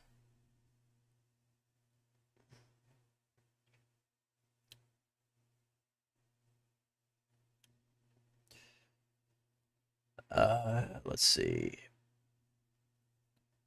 Yeah, it is cozier in here, that's for sure. But at the same time, I'm sure somebody with 11,000 subscribers is going to be getting a lot of super chats. They're just going to be sitting there watching them pour in.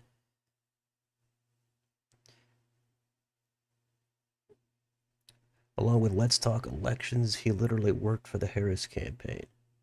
Okay. Literally. I can't wait for the Gretchen Whitmer Mark Kelly ticket for Democrats and Dave McCormick Ted Budd ticket for Republicans. Okay. I don't know about Ted Budd. I don't know about Dave McCormick, but yeah, I get it. It's all about the swing states, pretty much.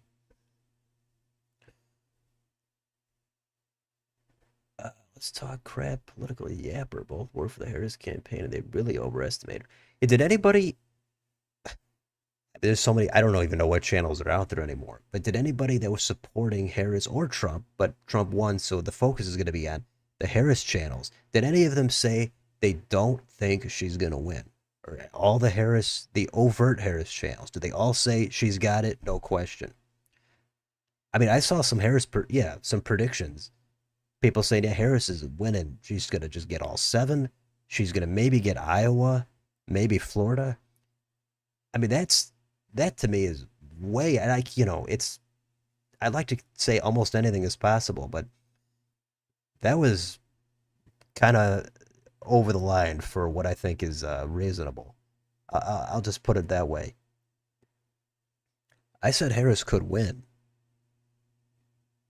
I thought it would be kind of close either way, and in some sense it was.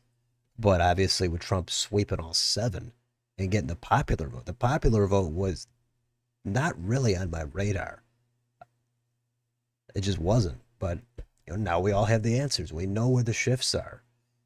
We know who turned out, who didn't turn out. I just wish there were more channels, even if they were wanted Harris or if they wanted Trump. Can't anybody just get on there and say it could go either way? They don't know, but here's their prediction. It just seems like I said that frequently. It could go either way. I had Trump winning it. I had him snagging 5 out of the 7 swing states. So I was off by a little, and I didn't have him getting the popular vote. But it just seemed like it was so close that I thought there would be a little bit more of a Trump vote that's going to come out that's not being accounted for, half a point to a point, and I guess it is what kind of did it.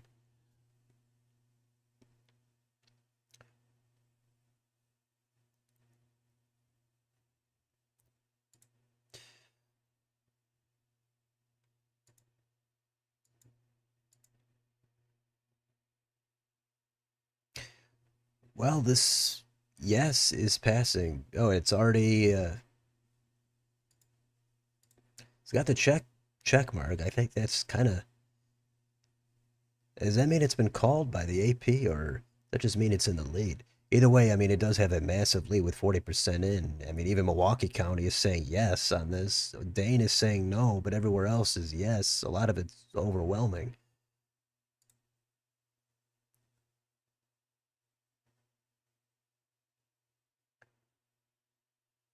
Let's talk. Always gave her a tilt win. 7 swing states plus Iowa, Texas, Florida. If you go big on a prediction like that, you could be a hero. If somehow that panned out, you would look like an absolute genius until the next election. But you also run the risk of looking totally foolish. And in this case, that's going to be what happened. I thought Harris was going to lose, but I expected her to at least win Michigan and or Pennsylvania. Yeah, I had her taking Michigan. This smart Emma Vigeland fell for it. Yeah, I think I probably saw her prediction with the Seltzer poll is what did it. If that never came out, that might have changed things. But that came out, and it did have a little impact. I mean, I was having Iowa going safe, and then they had Harris up 3 in Iowa, and I said, man, maybe I'll take it down to 9.5. I'll go likely with it, but I didn't really buy that poll, and I don't know. I didn't understand why that had so much impact. That was nothing else was pointing there, even though the reputation for Seltzer was pretty stellar. It seemed bizarre. And then she retires. But that, I think, gave Democrats a good amount of hope. Now, was there something nefarious with it? I mean, that's going to be debated. But my point is, it just didn't make any sense. Iowa +3 for Harris. The Emerson poll had Trump up double digits, I believe. And if Harris was going to win, I didn't think it was going to be because Iowa was going to get competitive.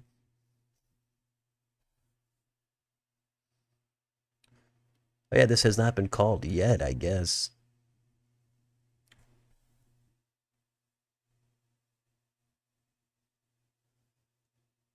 She would have won if she didn't try to vibe her way, not make promises about what she will do. Okay, fair enough. Polls are more accurate these days. I mean, I mean, that's also going to be debatable. You know, I always say, however, whatever the polls showed in the last election, who knows? The next election, they could be spot on. Maybe they're off. Tennessee passed a constitutional amendment that states rights to work in the state constitution won all 95 counties. Okay, getting a Tennessee plug on here. All of them were within the margin of error this time. Let's see.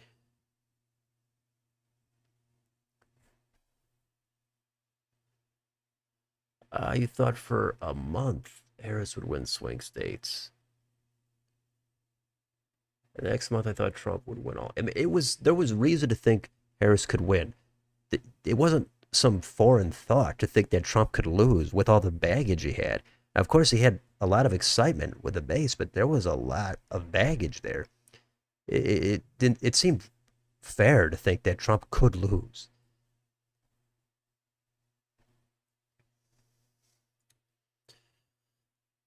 Yeah, I know hindsight is going to be it's going to be 2020. The Iowa poll, it that's probably one of the worst polls of all time. Especially if you consider the reputation of that pollster.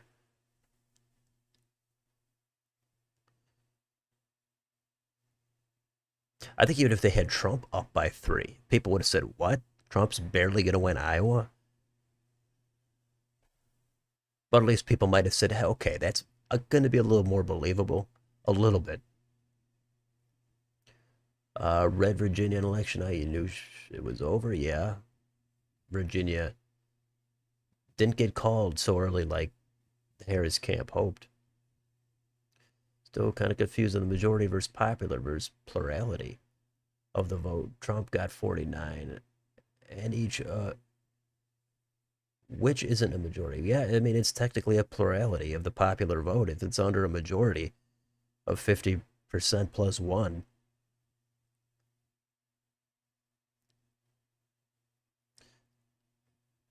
But I mean, hey, Bill Clinton, he didn't get 50%. And that was a three-way race, but um, you thought Trump would win Iowa by over 10. I mean, didn't the Seltzer poll at least take your margin down a point? I mean, it's hard to just, when it has that much reputation, I would at least give it a point or two on that. That's what took me down to about 9.5 for Trump there.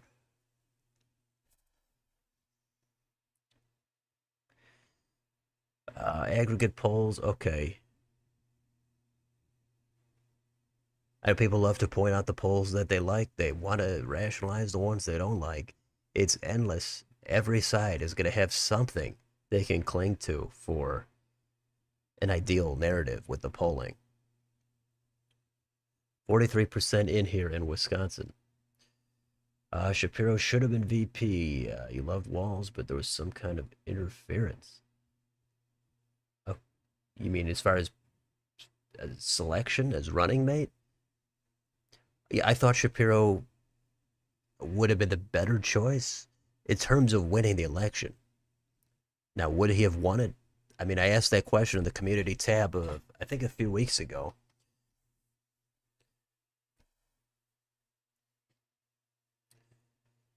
Um,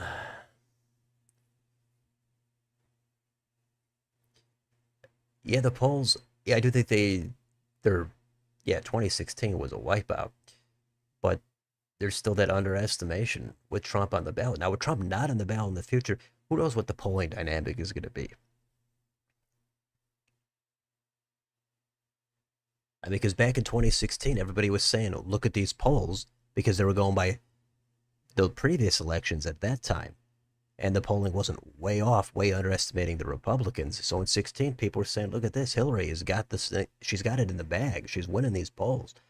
And people were wrong. So people are only right until they're not. And they're also only wrong until they're not either.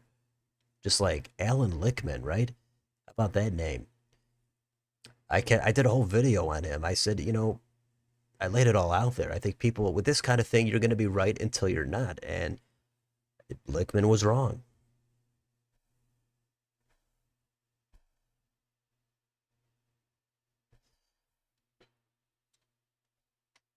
Uh, okay, Tennessee again.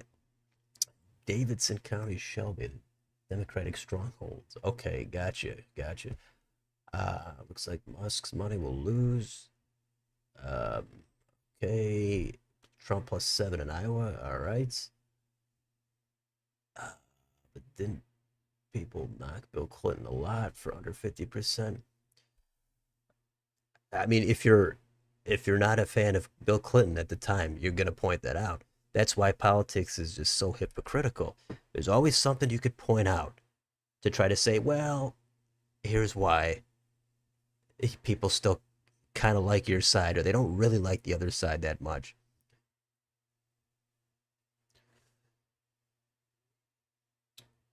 There were many people who would vote when Obama was on the ballot, but yeah, I mentioned that earlier. Obama got people out. When he's not on the ballot, Dems, they had trouble. I mean, even his own Senate seat in Illinois, that went red in the special election after Obama became president. I don't know if you can get any more embarrassing than that. So, what do you think Democrats were thinking back then? They're thinking that they got in to the White House. They've got the Senate. They've got the House. They're at peak power. But then immediately after that, they lose Senate races in Illinois and Massachusetts. What can you do? That's what happens. Once you get that power, you get complacent. But then, of course, Obama went on to get reelected in 12. Then, of course, in 14, it was another red wave. I mean, this is what happens. People always want to go by whatever just happened. They want to act like that's it forever. Every time there's an election, the winning side comes out and says the people have spoken. They reject the previous 2 years. Every time that's going to happen. So it seems like every 2 years, everybody just rejects the previous 2 years.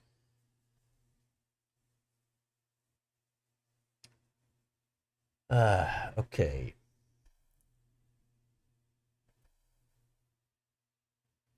Milwaukee reminds you of Houston when the big city is blue, all the surrounding areas are red. Okay. Harris really fumbled in how she utilized walls. She was trying to, she was cozying up to Liz Cheney. That might not have done her any favors as well. Seltzer poll didn't change my mind personally. Harris winning by Iowa by 3 was so ridiculous, I laughed and moved on. Okay. Did Sabrina Carpenter's latest Juno position affect this race? I can't comment on that. Probably totally over. I mean, well, we got to see what happens in the rest. Surprise! Lickman came back to live stream. Oh, is Lickman streaming right now?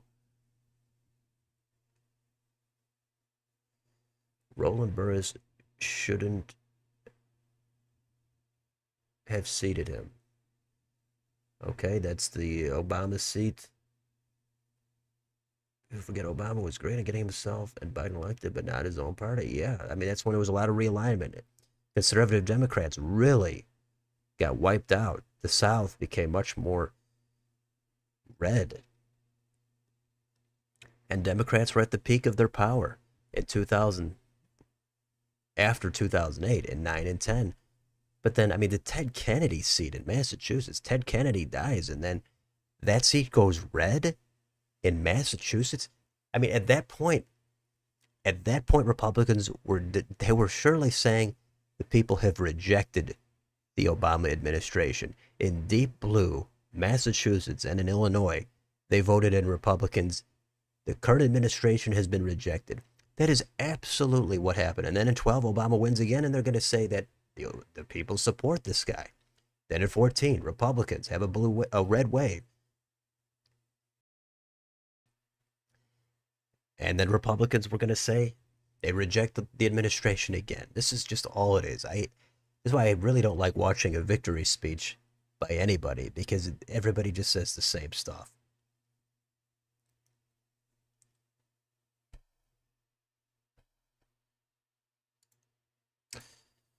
Okay.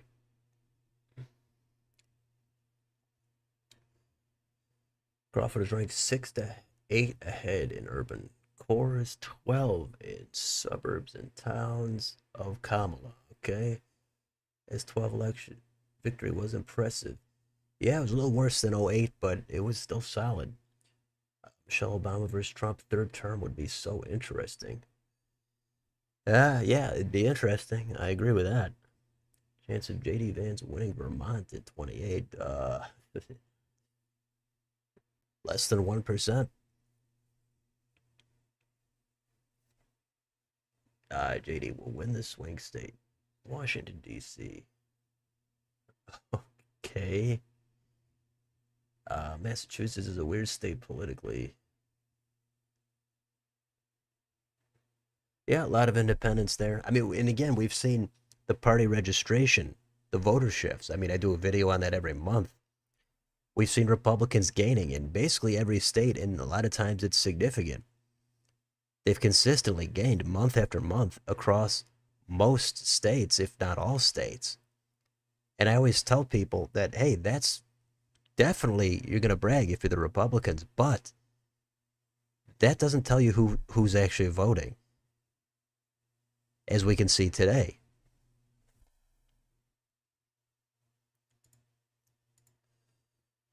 So it looks like this question one is going to pass. So, if you're pulling for Brad Schimmel, you're probably going to at least get this one. Not that there's no overlap. I'm sure some people are voting for Susan Crawford and voting yes.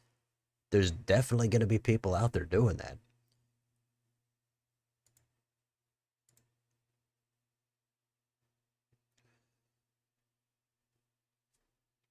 But right now, it does look like a pretty comfortable lead here for Crawford.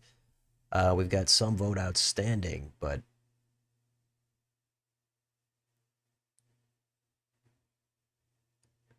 there's just not going to be enough there. It hasn't been called, though, yet. And Brad Schimmel, again, he has won statewide. He was the Attorney General. He lost re-election in 18, but he did win in 14. Trump caused an open seat by picking Sessions. Yep. For AG, endorsed Luther Strange. And Strange lost. Yeah, that was an interesting thing. That race in Alabama. Doug Jones, that was wild. That was just like Scott Brown winning in Massachusetts. Totally wild stuff.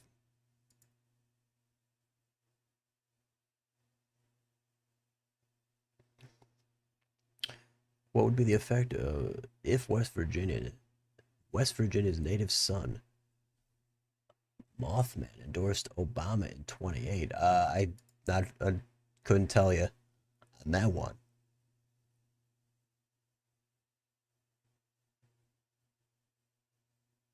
But Obama in 20, and also, is that Barack or Michelle?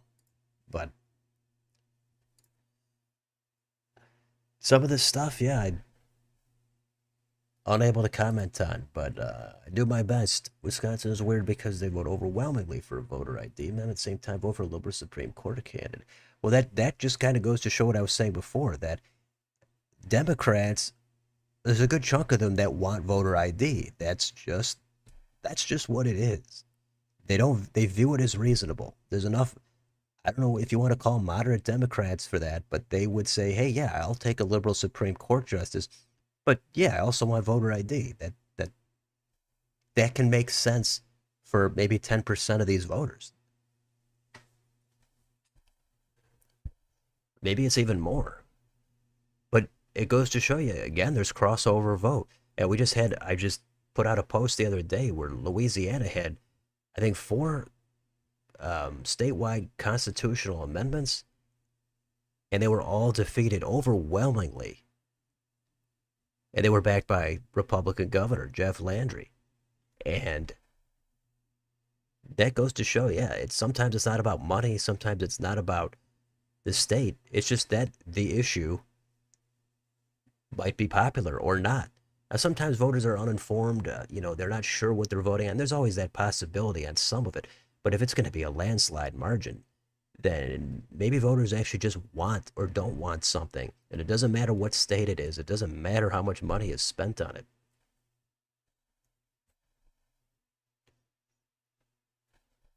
Okay, Fallout 76. I see. Jones in 20. Yeah, Jones took a beating, but that was a double digit loss. Uh, Senators Mark Kirk and Scott Brown also did not get another term. That's correct. That was easy wins for the other side there. Elizabeth Warren and Tammy Duckworth. Uh, yeah, there was a little bit of time left to finish the remainder of the term, but that was negligible time.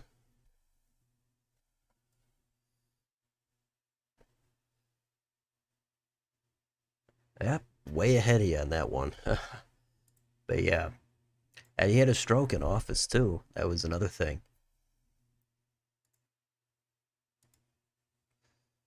So, I mean, here's where we're at. We're more than an hour after the poll closings. Apparently not called here for Susan Crawford, but she's ahead by double digits. There are a lot of counties outstanding. Now, this could take a while. Who knows? But it looks not too far away from this the superintendent of public instruction. That looks a little closer, but still not close enough. Now, on the other side here, this photo ID amendment is it. This is has the most support out of any of these races. This is a more than a 20-point lead here for voter ID. That's more than Susan Crawford.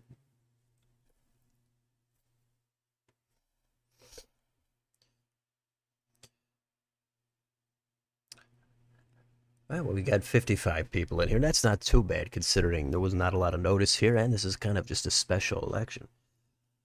We're far away from our high point of, I think, 230. We got that last year in a stream. So appreciate everybody stopping by if you just showed up or if you've been here. But this is election coverage here, April 1st. And great to have you in here. Hope everybody likes and subscribes and shares and super thanks, super chats, whatever you want to do. We got to get up to the big channels, right? If 11,000 people are in other streams, we got to get up there, don't we?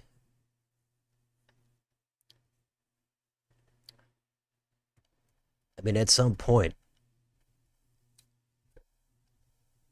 It'd be nice to get all the way up there. More hearts. Great. Decision desk called it for Crawford. Okay. Well, not AP apparently on New York Times. You're a fan of Mitt Romney, Larry Hogan, and Charlie Baker. Okay, the liberal Republicans. Some would say the rhinos. Some would just say they're Democrats, but they're in blue states. Okay, Reagan, gotcha.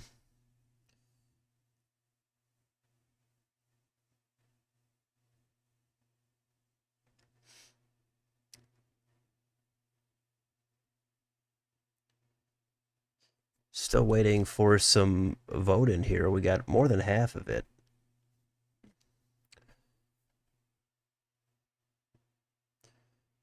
So yeah, the final margin is going to be the question here.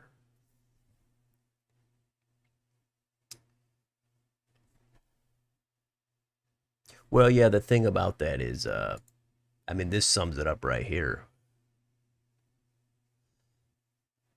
Yeah, this would amend the Constitution to require photo ID to vote, but Wisconsin law already requires voters to show identification, but passage of this Republican backed ballot question would make it harder for that requirement to be removed by the courts or the legislature.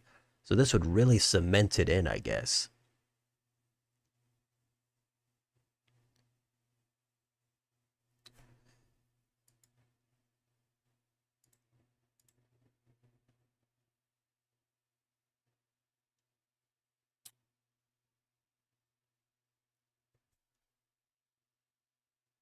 Single digits for the court race.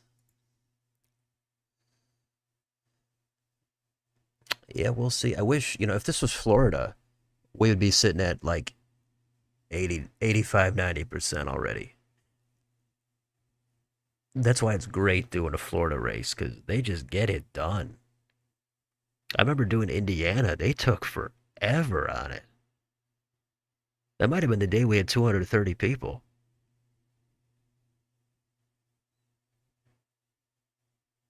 I mean, Iowa took a while. I mean, California though, that with after the general election, with that weeks later, we're getting votes in. Very few people were satisfied with that.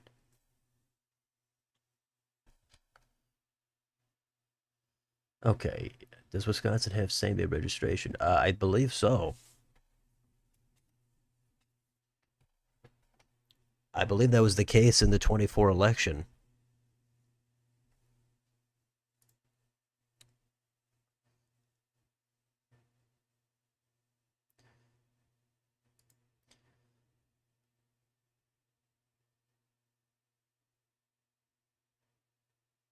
Okay.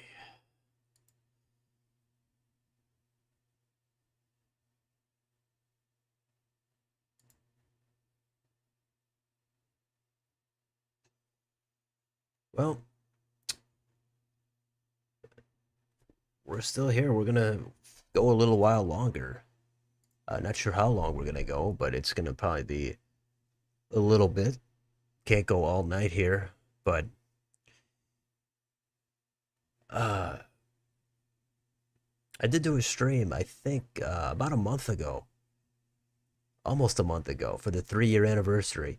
That was not that exciting. However, probably a few of you were there for that 3 year anniversary. That was nice. And we got 61% in here now. So if anybody wants to be the one to throw out a super chat in here to get one in on the stream, I've got it on, except for that 3 year stream. I think I've gotten two or three, pretty much every stream for the last bunch of streams. But yeah, it's always good to get some extra support on the channel as we cover this Supreme Court election in Wisconsin. April 1st, April Fool's Day as well. Um, Take a look at the video I put out today if you haven't done so already. Take a look at the spinner battles, take a look at the polling coverage, take a look at the predictions. Tons of stuff there. depending on what you're looking for politically. You're bound to find at least one or two videos that you like. Maybe you're not a big fan of all of them.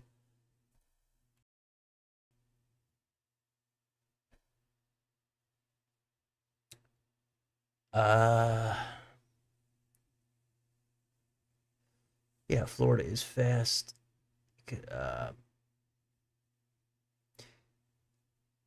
yeah, they had one of those races in each time zone, but they just get it done. Uh, you remember somebody mentioning how New Mexico had a reputation for slowly counting votes? Uh, they probably were great, but I actually can't even remember how much they stood out because they weren't really having any pivotal races last time.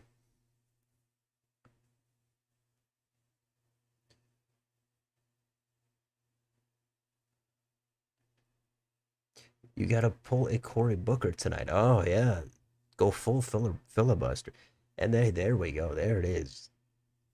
Bruno the Destroyer, the super chat. Thanks a bunch for that. For that, you gotta love the way it just stands out, right? As long as nobody else says anything, it's just right there. It looks great. Like the color, but yeah, I appreciate that. It'd be great, yeah, if people do want to support the channel. I mean, we've got over 5,000 subs. You could be a member. You could become a member if you like what I do here. If we get more and more of them, the channel can get bigger, it can expand, we can do more things. That's always the goal. But it's been a grind up to 5,000. But, every little bit helps.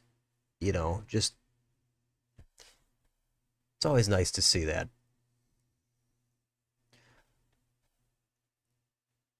You couldn't make it to the 3-year anniversary stream. That's okay. Not a lot of people were there for that one. And there wasn't any action. It was just me talking about the channel and answering some questions. My take on same day registration. Yeah, I don't know really. It depends on how secure it is.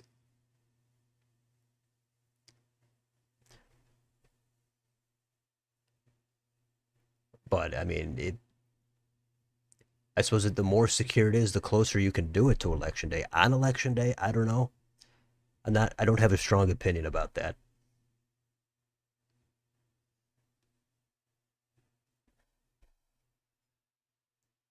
I probably would get more information, etc. But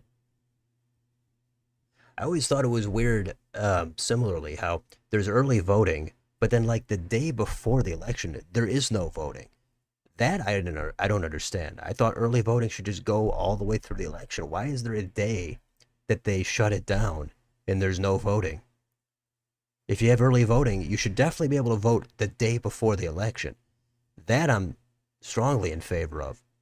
If you're going to vote early, the day before the election should be acceptable.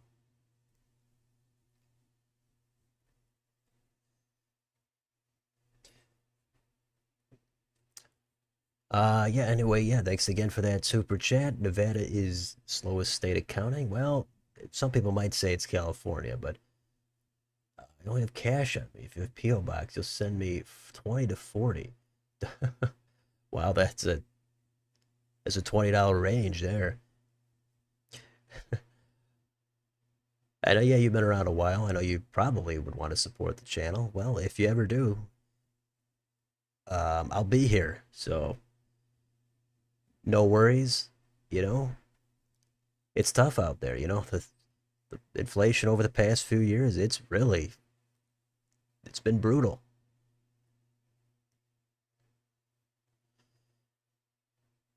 Yeah, California, yeah, weeks. I wonder how long. I forgot how long it even. Did it hit a month? It might have hit a month. That'd be insane if it hit a month. Michigan is going to be an interesting year to watch. I wonder who's going to run for the Senate. Yeah, that that's going to be interesting. Could be Jocelyn Benson, Mike Rogers, not Pete Buttigieg. That's apparently been ruled out.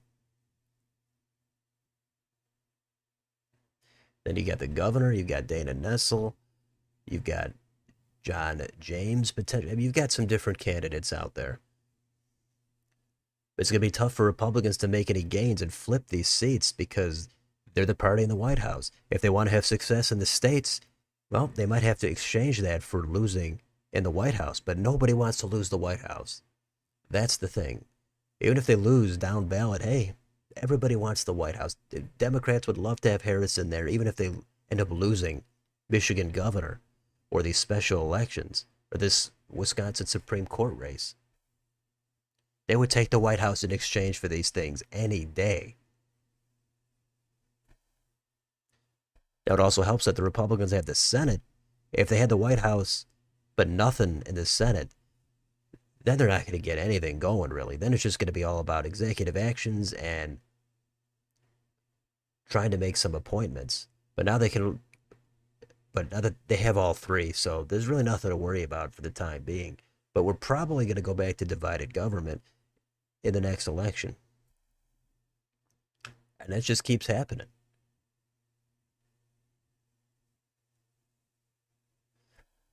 Checked in 23 states and the District of Columbia offers same-day voter registration. Gotcha. You would send more money, but law school is costly. Oh. Well, law school, yeah, that, I don't know how many years you've got left, but yeah, that can be quite expensive. Next 2 meals. Wow. Yeah, that'll get you maybe a little bit of rice, maybe a banana, ramen, yeah. There you go. Driftless area isn't as blue as I initially thought it would be. It's still a lot of vote to come in here.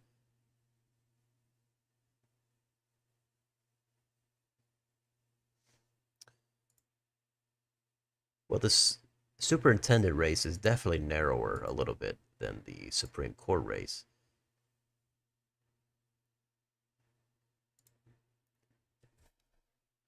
I think the pundit was talking on coverage of New Mexico's presidential primary and waiting for numbers out of the land of enchantment. Okay. Hey, I believe it. I mean, I can't recall a lot, everything about every state, but yeah, land of enchantment. Great nickname. I think I did the state nicknames, a tier ranking, I think a year or two ago. And Land of Enchantment, that's got to be up there in the top one or two tiers.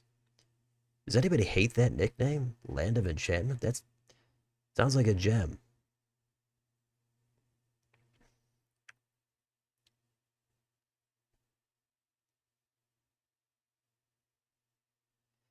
Coloradan here. We have same day registration, universal mail ballots. It works great here and safe and everything. All right.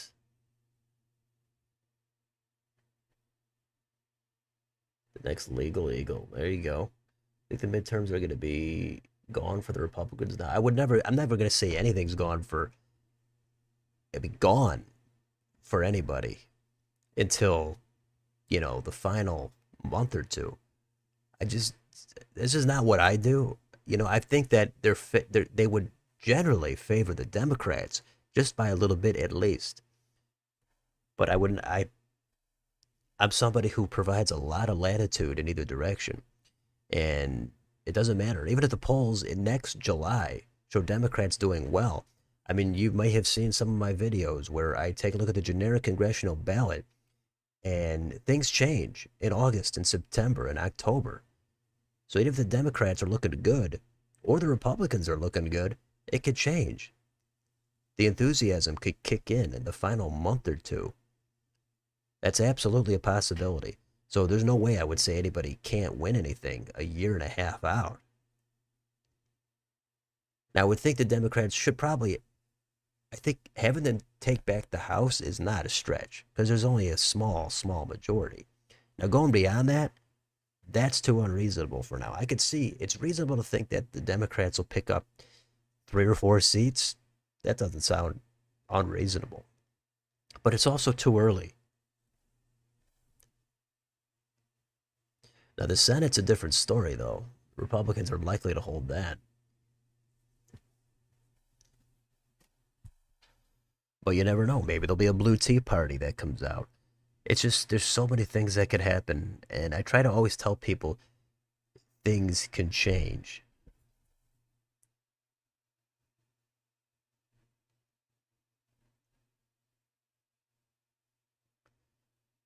Oh, hey, Bernie. Bernie Sanders.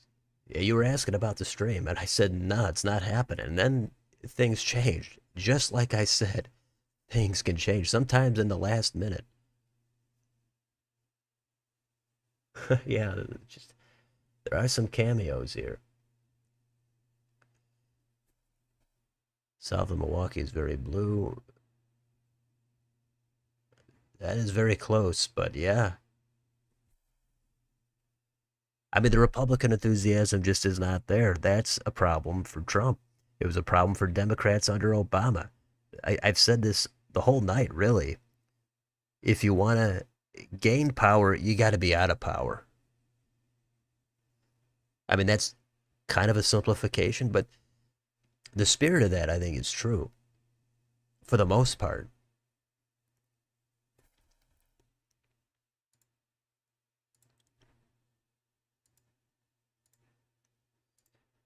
Um,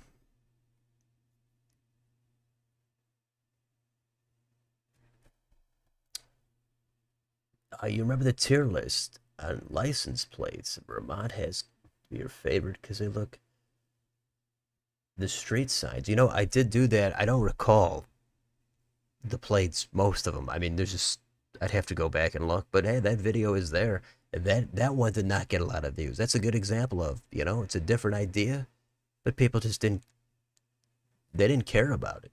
Maybe again, it's in the keywords or something, but nobody was there to really watch that video. Go for a Saul Goodman type of career. Oh, nice. That's gonna get spicy though.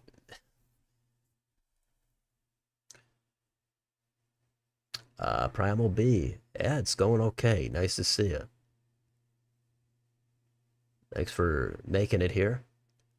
Land of Enchantment. Enchantingly slow vote counting. Yeah, that's not going to sound that good. Republicans or Democrats are in trouble after tonight. Well, you know, in trouble for the midterms. As I was just kind of saying, it's just too far off. Republicans they have a problem with the turnout. So if anybody's in trouble, it's them. But they're just not getting the turnout. They're picking up voters in registration. All the registration videos I've done show Republicans gaining a lot of voters, Democrats losing them. But who cares? When there's an election, Republicans aren't getting the turnout in these specials. They did in the general in November. But, if this continues, it's not going to look good for the Republicans in the midterms. However, the good news for them is it's not next month. It's not even in the next year. We've got a whole lot of time.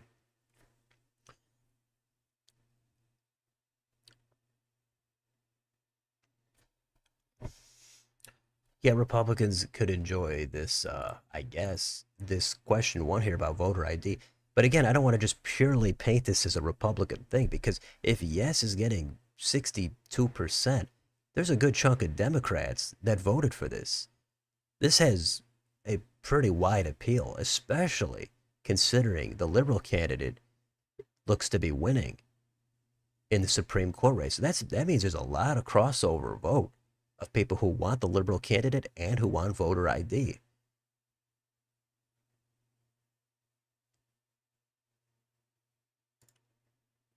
All right, now it's called here. New York Times. Susan Crawford has won.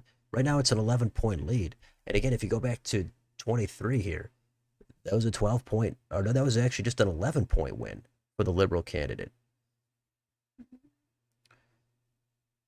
So that's where we're at right now. We'll see.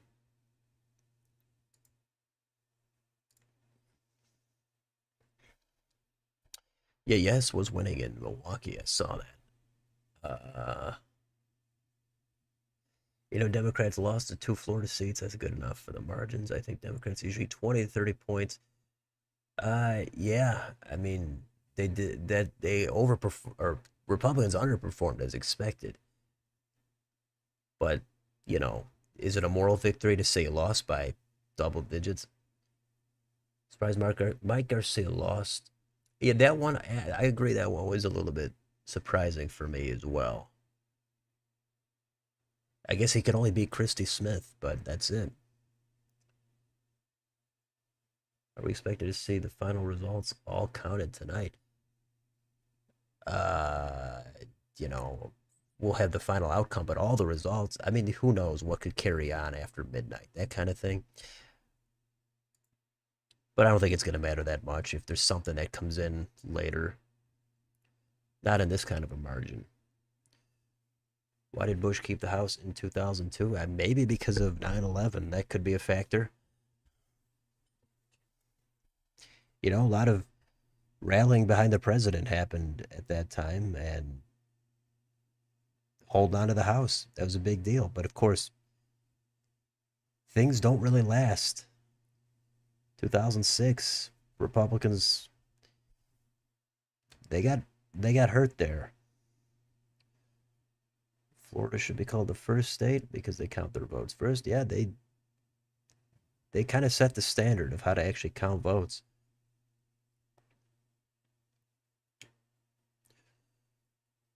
Uh, yeah, Republicans got to get these voters out when Trump's not on the ballot. But if Dems come back and they surge over the next 2 years or the next 4 years, then I would guess it's going to flip again. Then Republicans are going to start picking up steam in these off-year elections. Dems would get complacent. It just, I'm not saying that's definitely going to happen, but I'm saying that's kind of realistic for how I see it going. But there's always some different things that could happen. There's always exceptions. Beyond winning the White House, Republican energy being down, also the perils over promise solving grocery costs at day one. Yeah, I mean, there was a lot there. Dems would have overperformed better if these sleeper elections, like in Iowa and Pennsylvania a couple weeks ago, but then Florida has been very disappointing for Dems for a minute. Yeah, Iowa, they had a nice flip there, in Pennsylvania. This kind of stuff happens. But, maybe somebody might recall this. There was some, I think, county board in New York or something where Republicans did have a flip. And maybe that was out on Long Island. Maybe it was upstate. I'm not sure.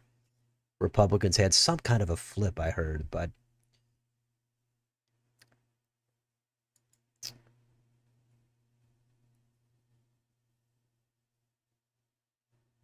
let's see.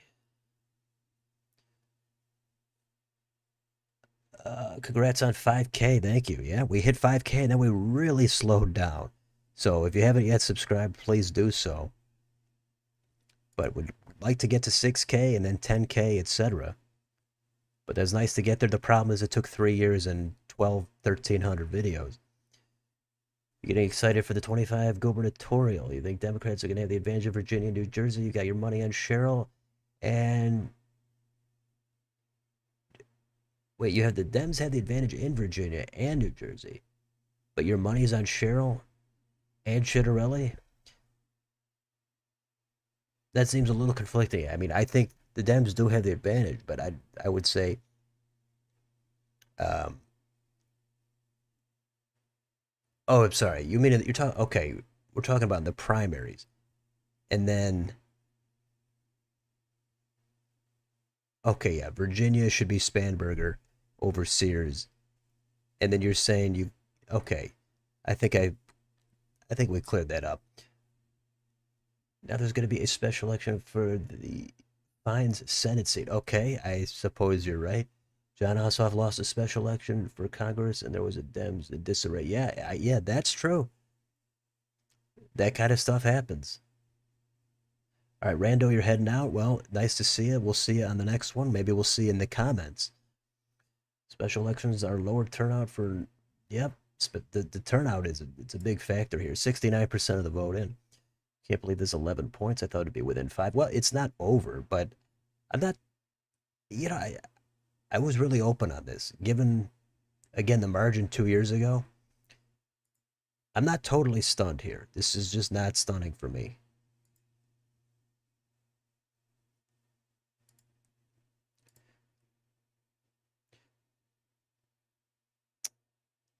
So we've got 2/3 of the vote in.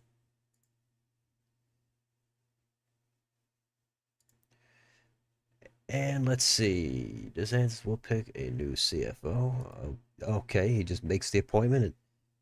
Gotcha. Oh yeah, anything else in Florida? Not really. It's kind of over with. Very similar margins in both districts.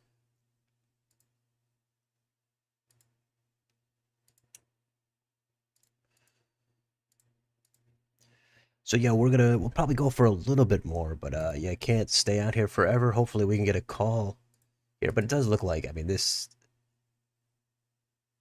yes is pretty overwhelming, and we got a call in the court race, and still waiting on this one here.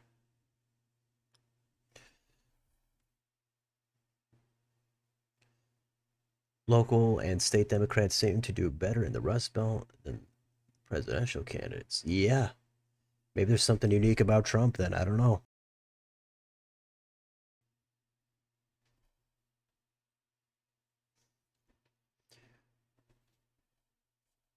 Well, I'm not sure what the turnout even is, but it's. I was hearing it's higher than it normally is. So I kind of expected it to be higher. I don't know if that kind of conflicts, but that's where I'm at. And it's weird how some of these counties have 0% in. Like what's been going on here the last hour and a half? I guess I did mention there could have been some of those power outages, but still, they're kind of scattered. That's the thing.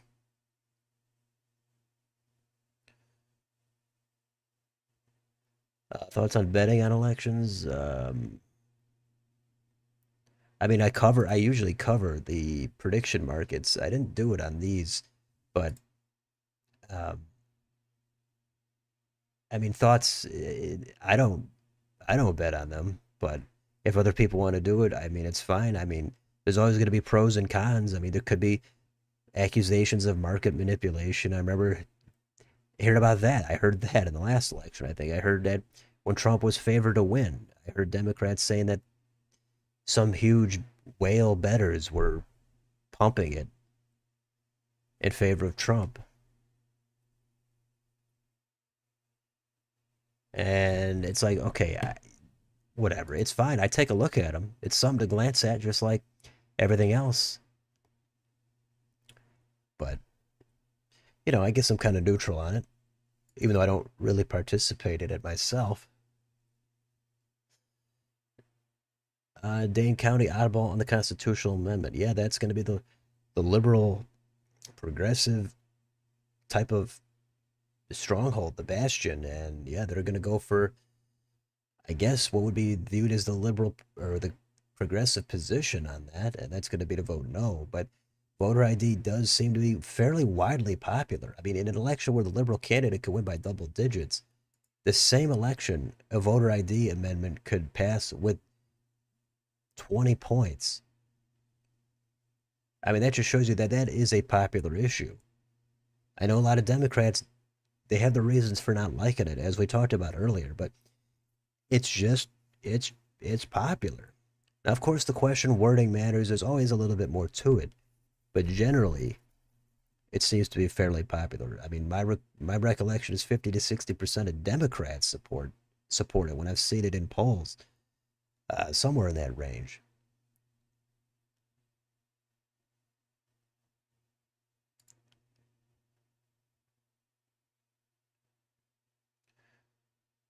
Um, You want to watch the Cincinnati mayor race because Vance's brother-in-law is running in Detroit. Interesting with James Craig in there. Oh, I didn't. Is Craig running for mayor of Detroit? And wait, Vance's brother-in-law. That I have not. That's news to me. I'll have to take a look at that at some point. But yeah, that'd be interesting. I thought Milwaukee would vote no. Yeah, it's a huge gap.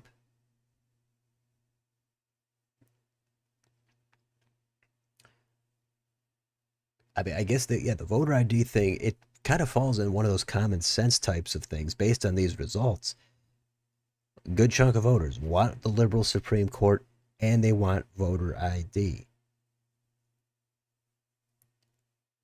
Now, both sides are going to think it sucks that they don't line up on both of them. You know, the Schimmel, the Schimmel voters, or I guess I should say the Crawford voters want voters to say no on the voter ID, and the voter ID yes voters wanted them to come out and vote for Schimmel. That's why I was saying politics. I like it. It's interesting. I find it interesting when there's some kind of crossover, as I mentioned earlier.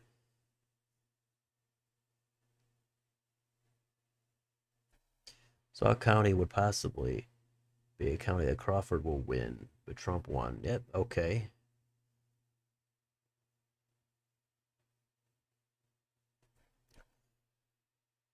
Okay. Landslide.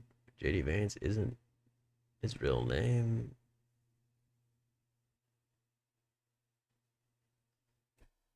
Yeah, he did have a different birth name. He had a atypical dynamic in terms of family upbringing and such. I think it was Bowman or something like that. That might be what it is. Don't quote me on that. It's something. But let's get back to the other race. This is 6 points here.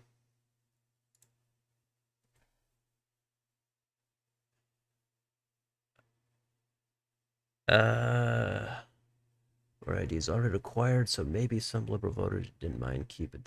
That's a possibility. That's a possibility. Yeah. Madison is the Austin, Texas equivalent for Wisconsin. Okay. Yeah, I could. I get what you're going for. I think the voters of this country are likely moderately liberal. Like they prefer liberal policies on healthcare and programs and economics, but they are moderate in immigration, etc. Yeah, I mean, I touch on that sometimes. I do think, again, usually the more economically populist position that favors the Democrats. Most, not all of them. There's exceptions. Most of those are going to be are going to favor the Democrats. And on the other side, the cultural stuff, more of that, not all of it, but more of that is going to favor the Republicans. And if you can get one candidate that says we're going to go to the right on culture, we're going to go to the left on economics, not on all of it, that candidate, I think, would have a good amount of appeal, but neither side could stand for it. They can't give up the one, the half of their side that's generally more unpopular. Again, I'm generalizing a little bit here just to make it simple. But I think it'd be neat to see a Democrat come out and say, we're totally against the identity stuff, that cultural stuff, any of that toxic stuff. We're totally rejecting it.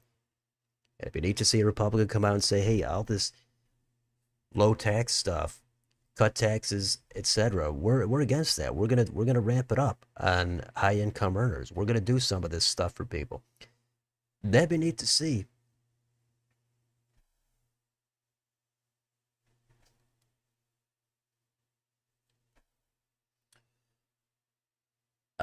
Yeah. Let's see.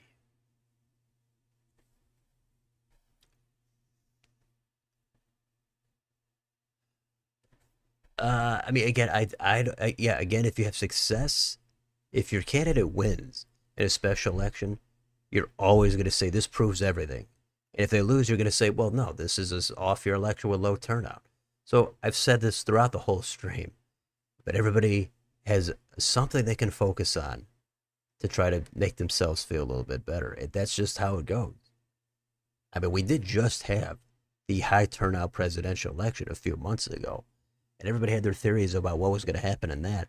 And we got the answers. And that kind of just, that wasn't like 2 years ago. I mean, that was a few months ago. So we're still kind of just getting into that. I mean, Trump's only been in there for not even 3 months.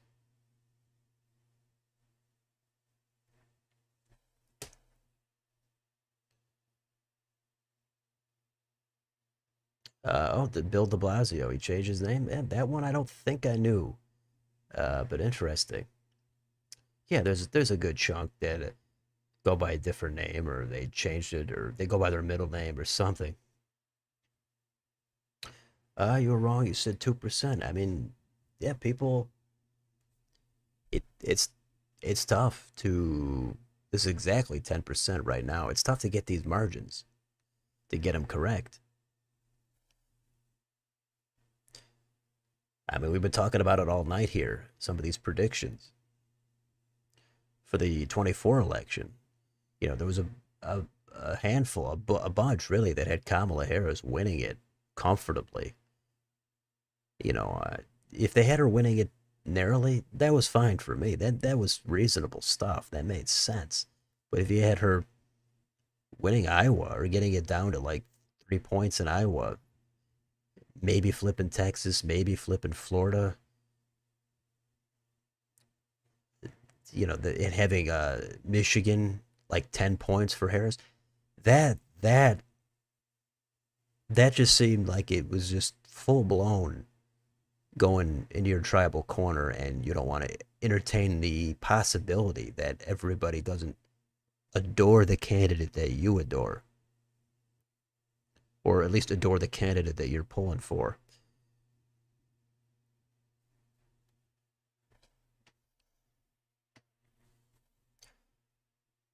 If there's a 5 point shift to the left in 3 months, I can't imagine tsunami 26, 28 will be.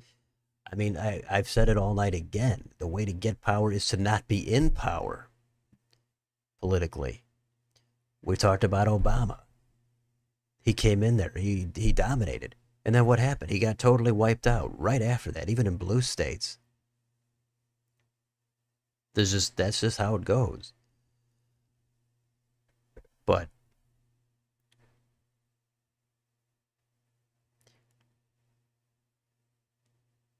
these are low turnout elections compared to the, of course, presidential. The I mean, I don't know if people want the Harris voters would do they want the White House, and do they want to lose these specials and have massive blowouts in the other direction, or do they want to lose the White House and have success in these specials? It's kind of the same thing for Trump voters. Do you want to win these and give up the White House, or do you want the White House and you want to take some losses and probably have a weak midterm, but you got the White House?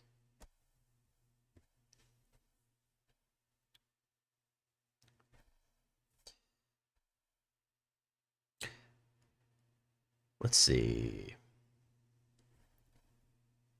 Yeah, it's under 10. Let's see. The thing with let's see. He did better than Dan Kelly. Okay. Newsom he likes to be on Charlie Kirk's podcast. If you saw where he tried to be the most conservative identity politics, and that's going to backfire on debates. I didn't see that interview, but I heard he did that. Um, but yeah, that's the problem. That's where the two parties could ruin it. If I think that ultimately that's going to be most popular with the electorate, but everybody is so tied to these parties. And if a Republican came out and had some populist economic positions preferred by the Democrats, yeah, in the primary, they might lose. They're going to get smeared. That's the thing, the smears come in too. If you have an atypical position, an out of the box position where you don't toe the party line, you're gonna get attacked. You're gonna get smears. They're gonna dig up anything they can about you. It's gonna be the media is another big factor. It's going to happen. But ultimately, yeah, and also Newsom probably took a hit because it looks like he's just kind of like Buttigieg, where these Democrats do want to, are trying to, some of them are trying to go a little bit more moderate on the identity stuff and the culture stuff, but the base might be disappointed that they're pulling out. And then other voters might think they're insincere. So there's kind of a, it's kind of like Republicans on abortion. Now that became unpopular for them. And some of them tried to walk it back and so on. And a lot of voters didn't buy it. They thought it was insincere. And the base, who was still really pro life, they don't want to hear that their candidate is getting more moderate. So that was it's a tough situation to be in. But I think broadly, voters, if they could pick and choose in the buffet of politics, they would want somebody that does reject more of the identity stuff, and they would want somebody that is more pro on the economic side, pro populist economics.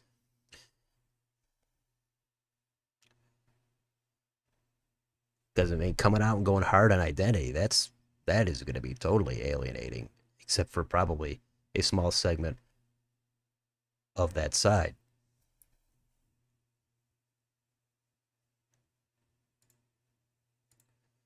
Wow, this is getting even wider here on the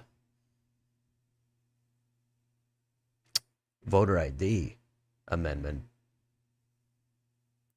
Still some vote left, though.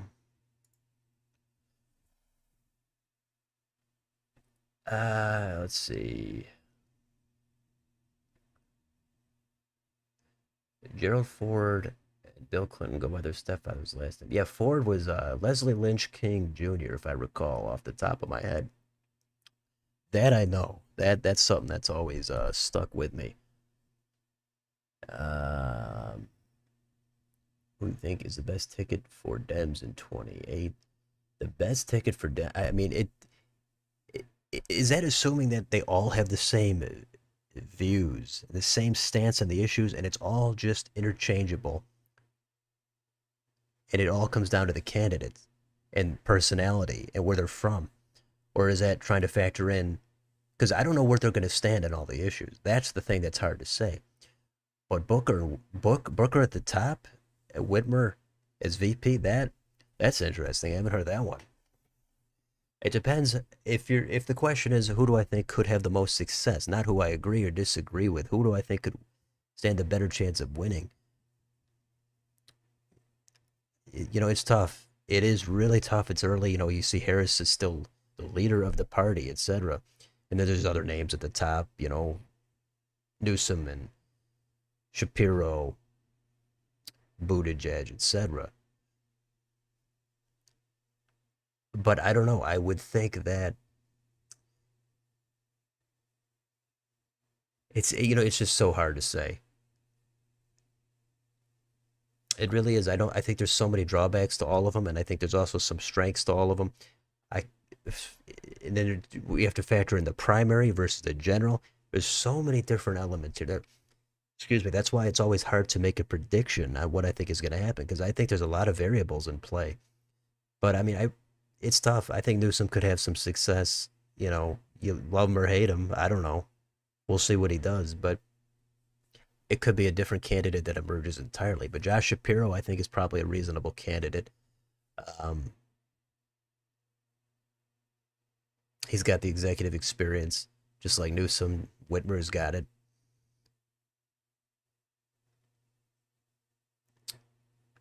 But yeah, there's just a lot there. I'm kind of wide open. All right, let's see. Yeah, that's what you were thinking. Yeah, blue states were before Obama. Okay, yeah, I think this is from minutes ago. I went on a little bit of a speech there. Ford was born, and yeah, Leslie Lynch King Jr. Yeah, there you go. Clinton, William Jefferson, Blythe the third. Yeah, I do remember that too. I could have pulled that one out, but yeah, interesting stuff. That's true. There was adoptions and such.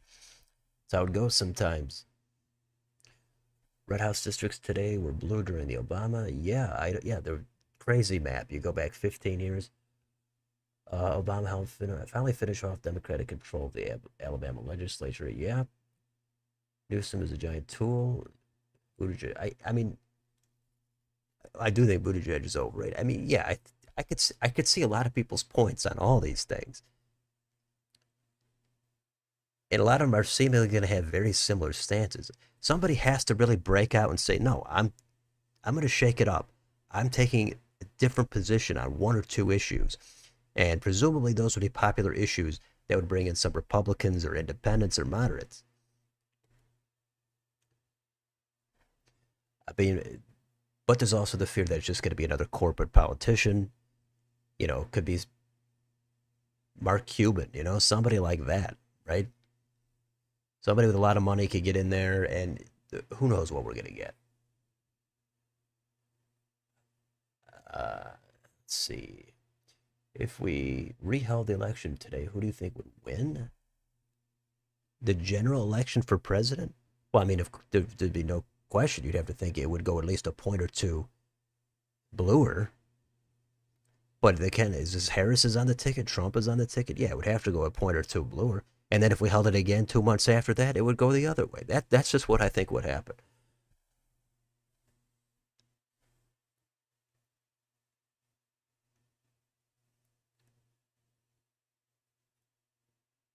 Barack Obama's namesake. Okay, yeah, getting a lot of fun facts in here too. Try to entertain and inform. Trump tries to loophole into another term. Would Obama try doing that too? I mean, I've thought about that, and what can you say? Maybe. He's younger. He's really all the Democrats have in terms of anybody that's like kind of popular that people know that has had success. I mean, he's kind of a has been in a sense. I mean, he's been out of office for a while, and he's not, in his 40s anymore. And I don't know, maybe voters are done with that. All those Rust Belt voters that were Obama to Trump, how many of them are going to come back and go, I'm going to go Trump again? And then those suburban voters that were not voting for Obama in 8 and 12, they were voting for McCain and Romney. How many of those voters would come back the other way and say, well, they didn't like Obama then, so they can't vote for him now? I mean, it's tough. It would be wild, that's for sure.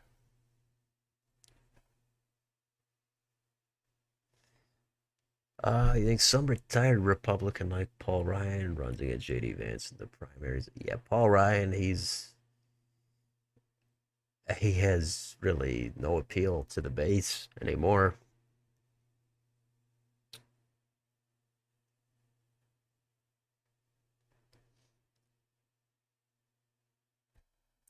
So this is still going on here, but it's gotten a little closer, but a little bit of blue vote left still, and a little bit of red vote.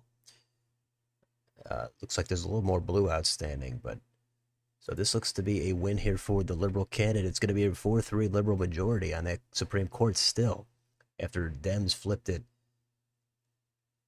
a few years ago. But voter ID is overwhelmingly passing.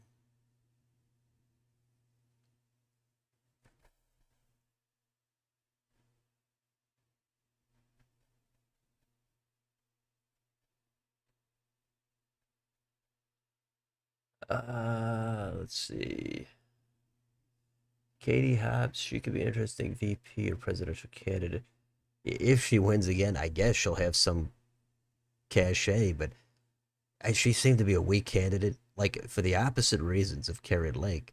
Carrie Lake was just too controversial. I think Katie Hobbs, she's not really that popular, and she just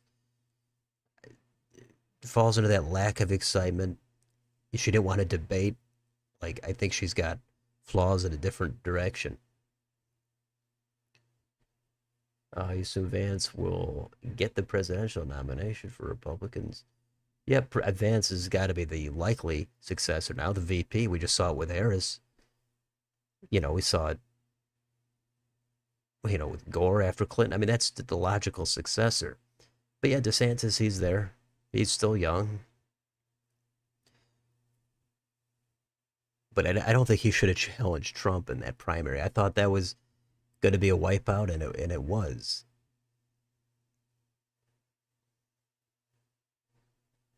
Uh, let's see, Richard Milhouse Dixon, mother's maiden name is Milhouse. The Simpsons character, yeah, that I think I knew, but the maiden name thing, that I did not know, at least off the top of my head. What would you consider a rhino? Well, that's up for everybody to decide. I know who people consider to be a rhino. It's going to be liberal candidates in bluer states or just mildly red candidates in redder states, like super red states.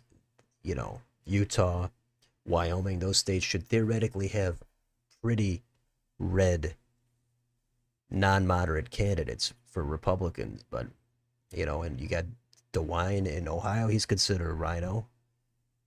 Um, Phil Scott, you know, those are all people.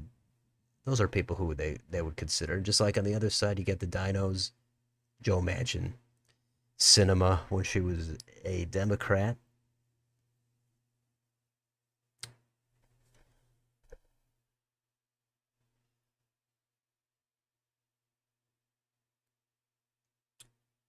Uh, you don't want Trump or Obama running for a third term. It would create some amazing debate moments.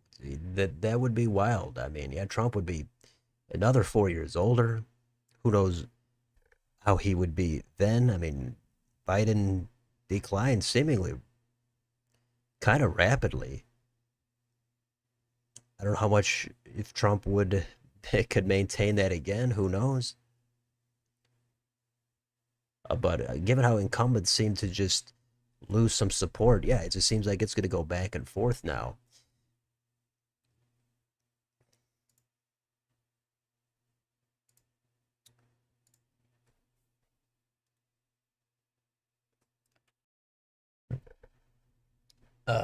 Let's see. Will Thomas Massey lose his primary? I don't think so. I didn't Trump endorsed his opponent, I or somebody. I don't think so. I think Massey is probably popular, and I don't think so on that one. Think Trump will repeal Obamacare? Probably not. But something should happen with healthcare. That's such a huge topic. Democrats get in there, they do nothing really. Republicans, they don't really have the answers on it either. It That's such an issue that could be a win, but nobody really wants to actually get into that issue. As far as repeal, I don't think it would just be repealed outright. Maybe if there was a comprehensive plan to replace it, maybe. That's a big if.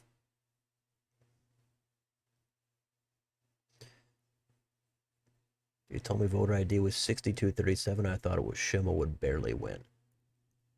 Yeah, I thought I said at the beginning I would expect the voter ID to win comfortably.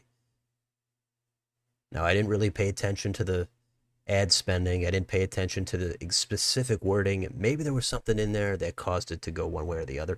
But just based on the concept, it would seem like that's going to be a win. It's a win in the vast majority of the time. It's going to be a pretty comfortable win. But yeah, there's a lot of crossover vote for a liberal candidate and voter ID. Democrats want that. Republicans definitely want it, but a lot of Democrats also, they're either fine with it or they want it.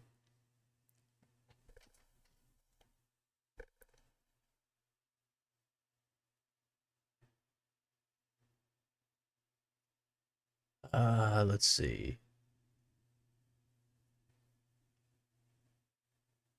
Did you see Wisconsin domination?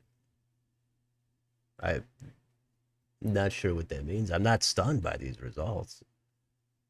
Let AOC or Bernie against Vance, there's a chance to win. Well, Bernie, I mean, the Bernie, again with the age thing, I don't know if Bernie can defy that. He looks great for his age. But in another few years, I don't know, given he's in his 80s now, he's in his mid 80s. I don't know if that, can be really overcome. I think voters might want to go for somebody younger. That's why I don't even, it'd be hard to imagine Trump pulling it off again, even running. I mean, I'm not sure what you're talking about with the graphs. Let's see. Shapiro comment earlier. Shapiro is strong but needs a liberal VP candidate because of problems pulling up. Yeah, I mean he's a nice guy, but yeah, he's not super exciting. I did a tier ranking on the most exciting Dems, and Shapiro was low for me. I He's not or entertaining. Entertaining was what it was. I don't find a lot of entertainment out of Shapiro. That doesn't mean he's a bad candidate. I think he's probably a decent candidate for the Dems, but I think mostly the Dems would do best by having some outsider candidate, somebody populist, shake it up and go against some of this stuff that the party bosses don't want to allow to have happen. Trump came in and did it. He was attacking Jeb Bush, George Bush, Mitt Romney. He did it. Bernie, that was, I think, the downfall of Bernie.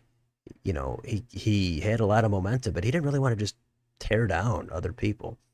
Now, you don't have to go as far as Trump did with some of the name calling, but it seemed like Bernie just, and then he comes out and endorses Biden and such. That it just seems like there's a some kind of a killer instinct or really a level of fight in Bernie that's just lacking. And, maybe it's just not him. It's not in him.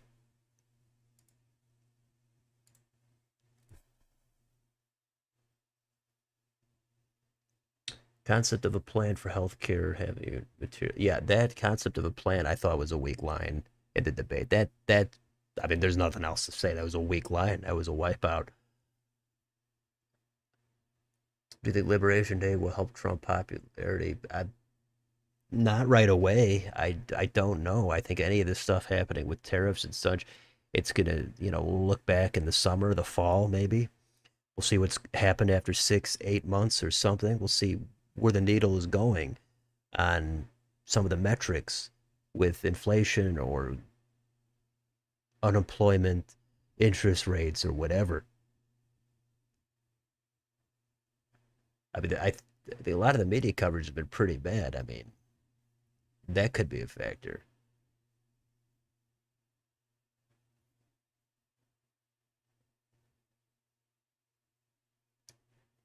But it's too early to say. I mean, this guy's been in there for what, 2 weeks, 2 months, and a couple of weeks. Let's see. Okay. Well, Trump has said there are ways he could run for third term. Yeah, I think Trump likes to keep people on their toes. He likes to keep people guessing. I think that's to his strength, and I don't see it happening really where he makes a serious run. I'm gonna have a poll out on that actually, like on the community tab. But keeping people on their toes, that's what I think he does. He doesn't want people to just know for sure what he's doing.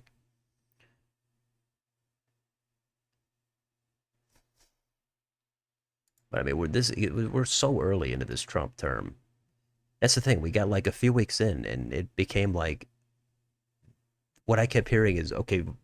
Well, mostly from Democrats or that side, is that okay? Voters reject him. Like 2 weeks in, it's like okay, this is all rejected. It's like what happened? I mean, he just got in there.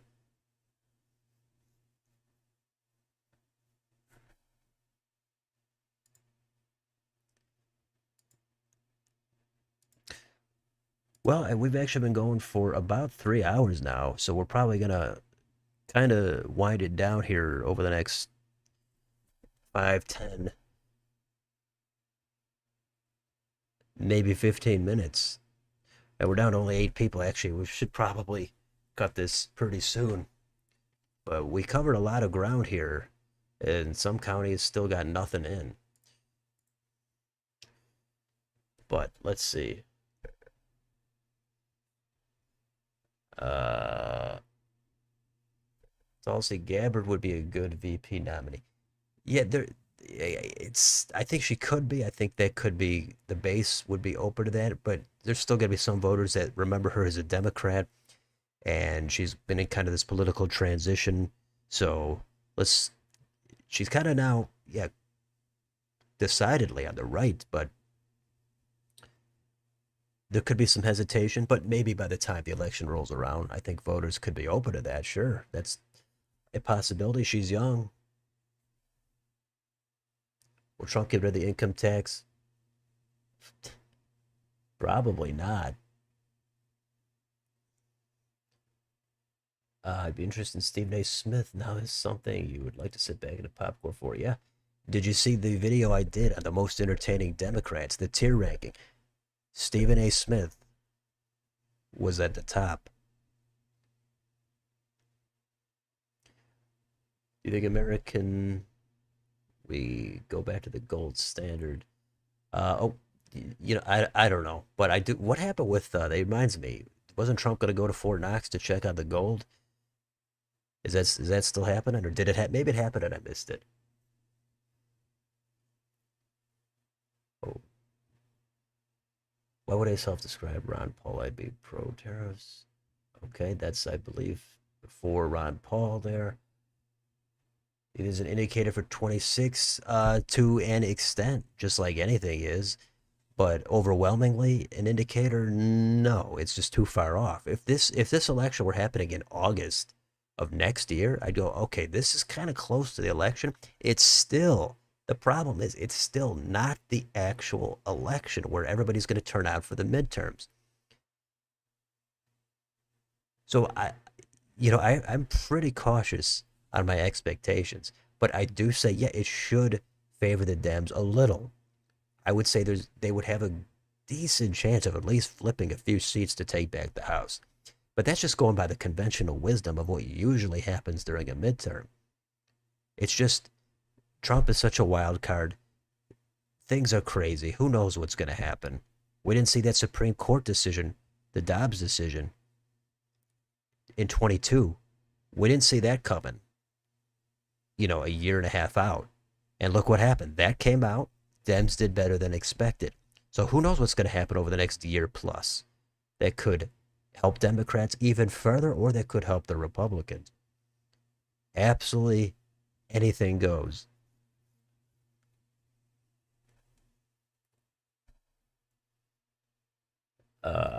Okay.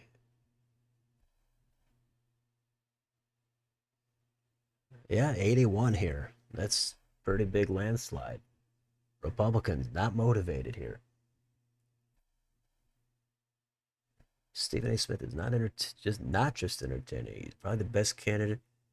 Yeah, he'd spice it up, and he at least has some views that are not just your absolute, stock positions and stock answers and your canned lines on everything. Sort of like Jon Stewart. If you're just gonna have your standard consultant tested, polished politician, that's not going to be exciting. I think a lot of voters are tired of that. They saw Trump shake it up. Maybe they want some of that on the other side.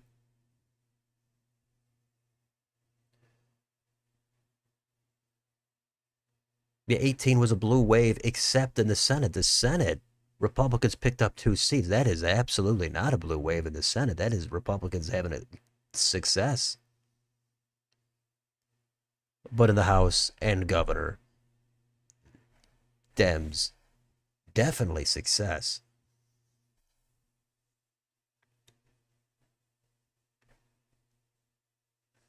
Let's see. All right. Well, yeah, this one is closer here for superintendent. This one's actually, yeah, this is kind of competitive. A 5.5 point race. That's not nothing. Still a little bit of vote left. Opinion on the Canadian election? Not really. I'm not somebody who follows much or knows a lot about international politics. I mean, if something big happens, once in a while I put out a post if other people might want to hear about it. But for me, I kind of draw the line at the U.S. But I think the the tariffs seem to have, I guess, shaken up that race to the point where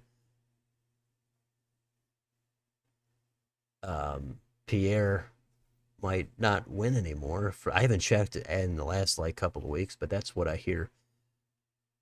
So the snap elections coming up, that could be a result of the tariffs with Canada. So maybe Republicans kind of blew it on that one, I guess. But that's kind of the extent of my opinion.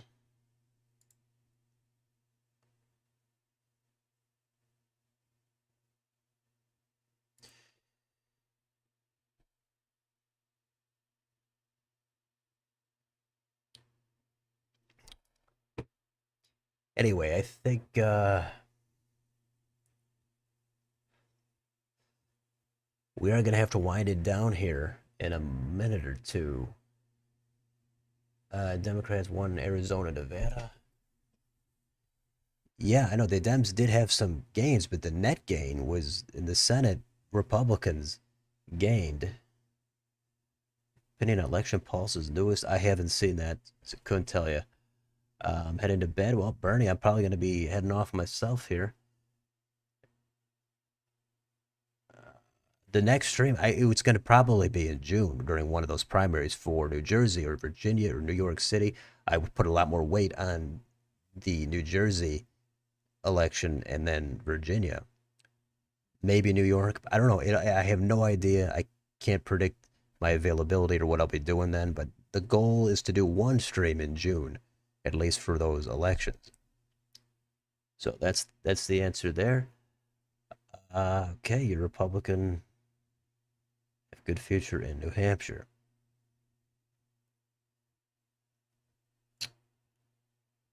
Well, I think, the quick recap here is in Florida, Randy Fine wins in the sixth by 14 points.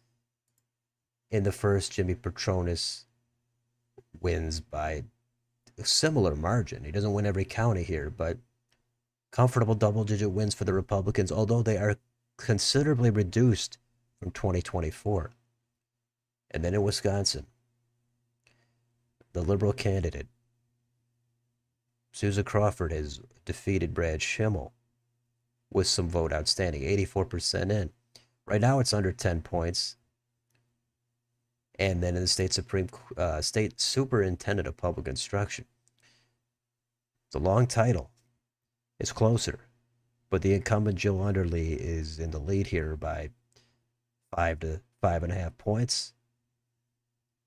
And Republicans probably going to be excited though about this Constitution amendment to require photo identification. This kind of strengthens it up, and it overwhelmingly passed. So a lot of crossover vote of people voting for the Liberal candidate, but voting for voter ID. This is a 62% saying, 63% saying yes.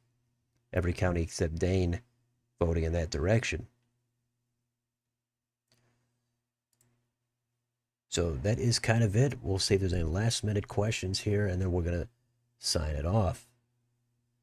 All right, yeah, you have a great night as well. I appreciate coming by. Poiliev, okay.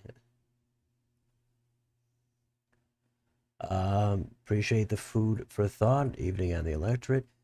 Or, yeah, well, glad to do so. Glad to cover this thing, answer some questions, provide some thoughts. Maybe you agree with some of them. Maybe you agree with a bunch of them. Maybe you disagree with some. That's all good. I'm doing what I can, but that's going to be it here. So I appreciate everybody coming by. Again, the next stream might not be until June, but again, check back for videos every day. Remember to like, share, and subscribe. Join if you would like to help support the channel. That's it for today, April 1st. Have a great night, everybody, and we'll see you next time.